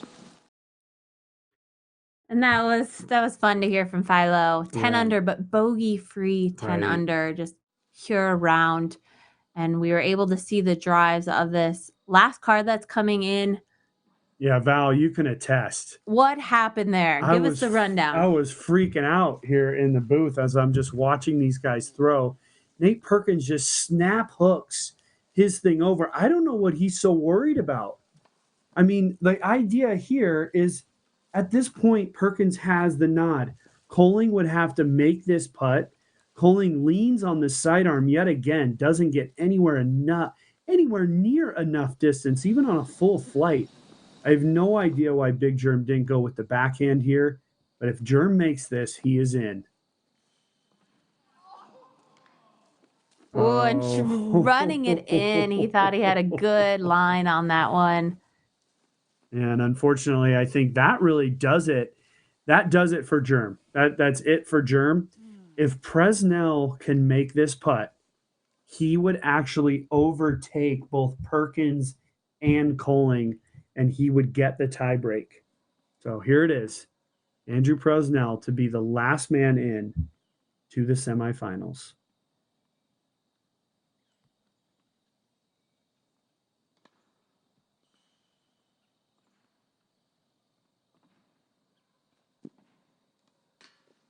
Oh, and it comes out low. I'm sure he knew as soon as that released.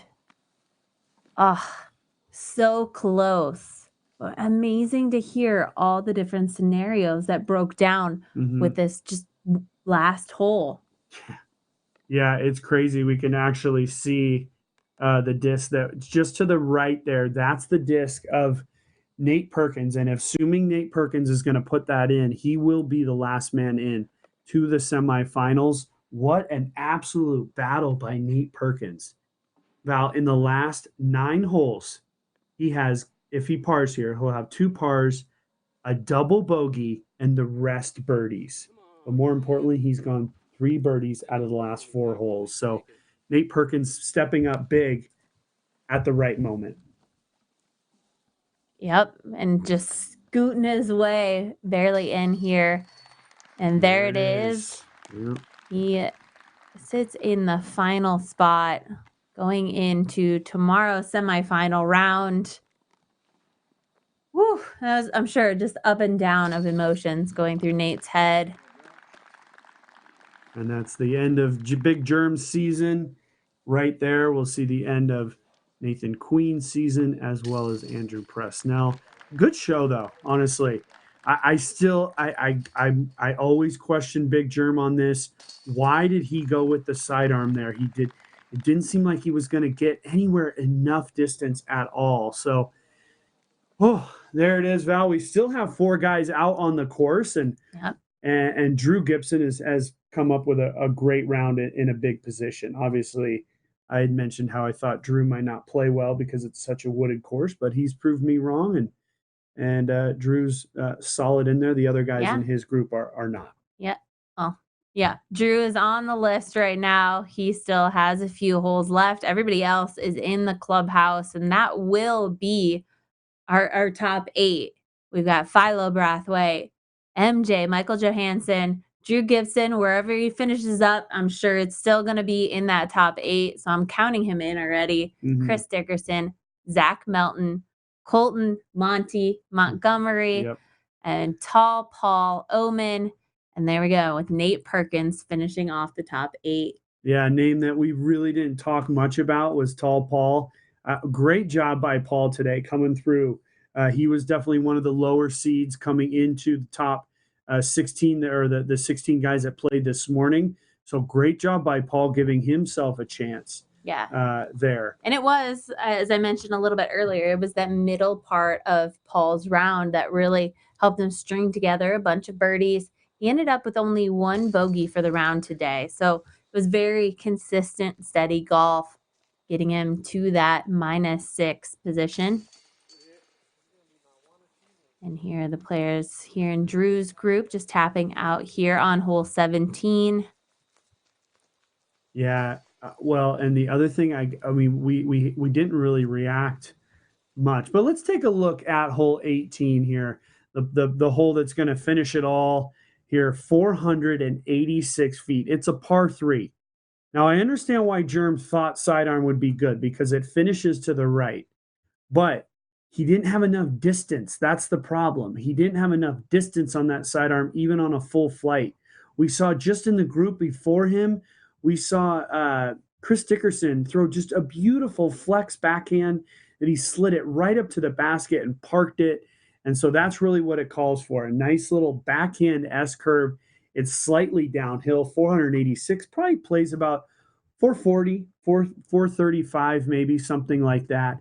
But 18 is a very gettable hole and is a hole that could mean, with not a lot of danger, could mean a whole lot come down to the end of tomorrow's round and as well as on Sunday. Yeah, and this hole is just really about the distance here. It's about the players judging the distance and working the flight of their disc. I feel like hole 17 is really the breaking point. That is such a difficult hole to be finishing out on. And then 18 kind of lightens the load, but if you do need that birdie to get you in, it really came down to 18. Yeah, it's so true. And I was saying, well, I hadn't really reacted much to. I loved Philo's interview. I mean, he was seemed very calm. He seemed very comfortable. He kind of knew, hey, I played bad this morning, but I played great this afternoon. It kind of is a replica of his entire season. He used that term feast or famine, which I always love hearing players use because that's really a sporting kind of thing, right? We always talk about it with birdies in golf, and so that was something that I liked from Philo. He's also very aware of what he needs to shoot tomorrow. A 6 down seems like the minimum, but of course the weather is supposed to be a lot more difficult to deal with tomorrow also. Drew got it caught up on the right side.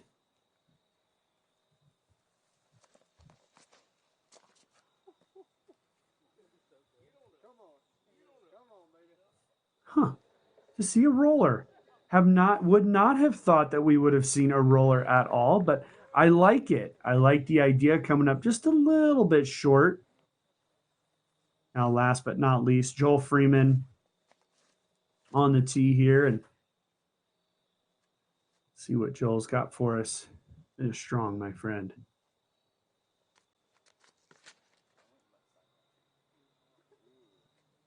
I'm working the flip up here and really gets that flip up a little short, but he's in a good position. We're going to throw it over to Terry, catch up with Nate Perkins. Hello, everyone, and welcome back. I'm now joined by Nate Perkins. And Nate, I almost have a little lump in my throat here. Seems like there's a few racing heartbeats going on. What's kind of the situation right now? Honestly, there was a ton of build-up. I was 4 or 5 strokes back of Jeremy Colleen.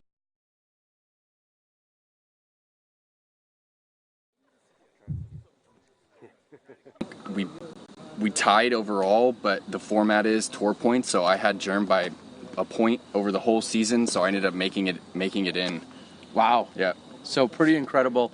Congratulations, Thank first you. and foremost, to come out here today and to battle the way you did. What are some of your takeaways from this course? I love this course. It's great. A lot of scoring out here, a lot of tight gaps. Definitely, there's. Yeah, I'm just overwhelmed. Honestly, that was some of the funnest disc golf I've ever played, and to battle one of the locals, Jeremy.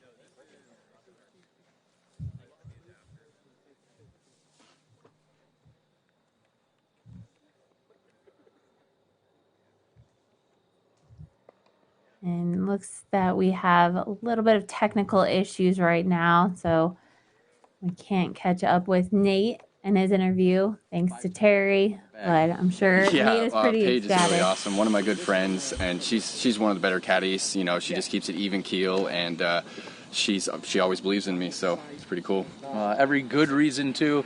He's moving on. We're going to get back. We've got just a few throws left. The action is awesome. We're excited to move into tomorrow. Nate Perkins will tell you every point matters out here on the Disc Golf Pro Tour. Let's get back to the action.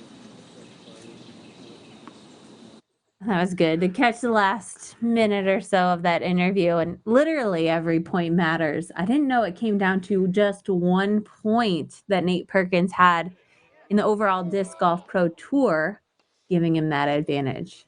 That it is absolutely incredible. I mean, obviously the camera was a little nervous too. We had Couldn't believe it. Couldn't believe it. But Nate, you could see, you could hear it in Nate's voice. You could hear it in what he said, calling. Oh, and there we go. Austin Hannum finishing with the big birdie putt. So nice finish for Austin. Not a great day on the course, but a nice finish. But yeah, Perkins just, he said it was one of the funnest days of disc golf that he's had in a very long time. And doing it against Jeremy, who's one of the local favorites, and a guy that I think this is a big upset. This is a big upset that Jeremy would not have made it through the last, through into at least into the semifinals, which all bets are off in the semis. But yeah, you can see it there in Joel Freeman. He's done. Season's over. He's done. Drew actually threw up a block in front of it. I mean, at this point, they all know what's written in the books, and the only player that's going to advance out of this group is Drew Gibson. And so, yep, that's all you can say. Drew shot a 7 down out of that group, only player in that group to make it into the top 8. It was an exciting round. I mean, we can talk about Philo. I mean, incredible round. MJ follows up his great round this morning, besting it by just 1. But it all comes down to who's on that cusp. That's Right. the most exciting part. And then that allows you to advance as we move our way through the weekend. So 8 players today are going to join another 8 players that we still haven't seen just yet. 8 players that haven't even made it out onto the course. So there are some players, they're going to be going into their 3rd round of the weekend, and other players just starting their first. Yeah, absolutely. I was just on the laptop over here trying to figure out what the points are, and just the way the site is, I can't actually figure out the points. If Nate Perkins was just a single point ahead of Big Germ, I have no idea. I'm going to go with we'll it. take his word. We'll take his word for it, and we're just getting our ears that it was 2 points or 0.2 of a point. Not sure. Either way, let's just Very call it. close. Let's call it close. How about that? Yeah. Yeah, and you know what? After today, well, I kind of feel like it was a final round. Man, it's like, whoa, aren't we done? Isn't this Sunday afternoon? But no, we got 2 full days, and Some players, it was their final round, and the final round of their season, and final round to cap off the Disc Golf Pro Tour for them. Congratulations to the players for making it this far. But we're moving on with just 8 players from this crew joining the 8 players tomorrow. yeah, ladies side, right? So we have 8 players on the ladies side, 4 new ones, and then the 4 that we picked up today, with 4 of them making it to the finals. Exactly. And so that'll be fun to bring in Pierce, Holcomb, Allen, and Cox into the fold tomorrow. We heard from Terry Miller how excited Paige Pierce is to play, and so that'll be exciting. And then we got 16 men in the afternoon vying for only 4 spots. So imagine the pressure on Nate Perkins today. Tomorrow, oof, wow, it's going to just even go even more. Exactly. And you didn't mention, we saw him at the beginning of the round, the scores. We have Holly Finley that had the hot round of the day, Lisa Fakis, Paige Bjerkes, and Haley King will be rounding out that 8-pack for tomorrow. Yeah. Yeah, and I don't know if we're going to try to get an interview with Drew, or I think Drew's going to come up here. So don't go anywhere. We got Drew just kind of getting lined up. He's got his stunner shades on, and I think Jamie Thomas is going to get that interview with him. So we'll see Drew here in just a second. Yep. Let's throw it over to Jamie right now.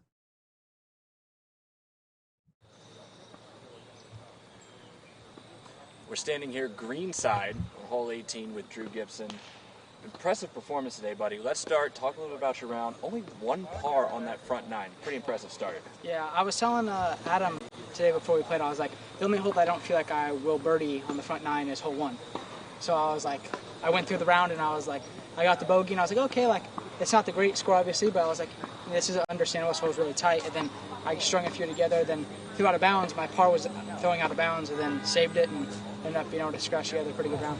And it was a lot of scrambling as well. You know, not a lot of your drives were in the fairway. A few of them found, you know, the rough on the edges, but you still either made really great putts from just outside circle, or you found a way to scramble. What was going through your head today? What was the vibe? I just had Adam on the bag. We were just smoothing pretty much. Like there was no I didn't. You know, we all come here and we're guaranteed money.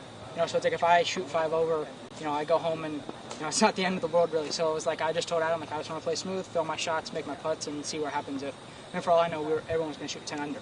You know, I just kind of didn't have a game plan. I just came out here to just throw good shots. And so we're going into the semifinals tomorrow. Even more money on the line now that you made it through the cut.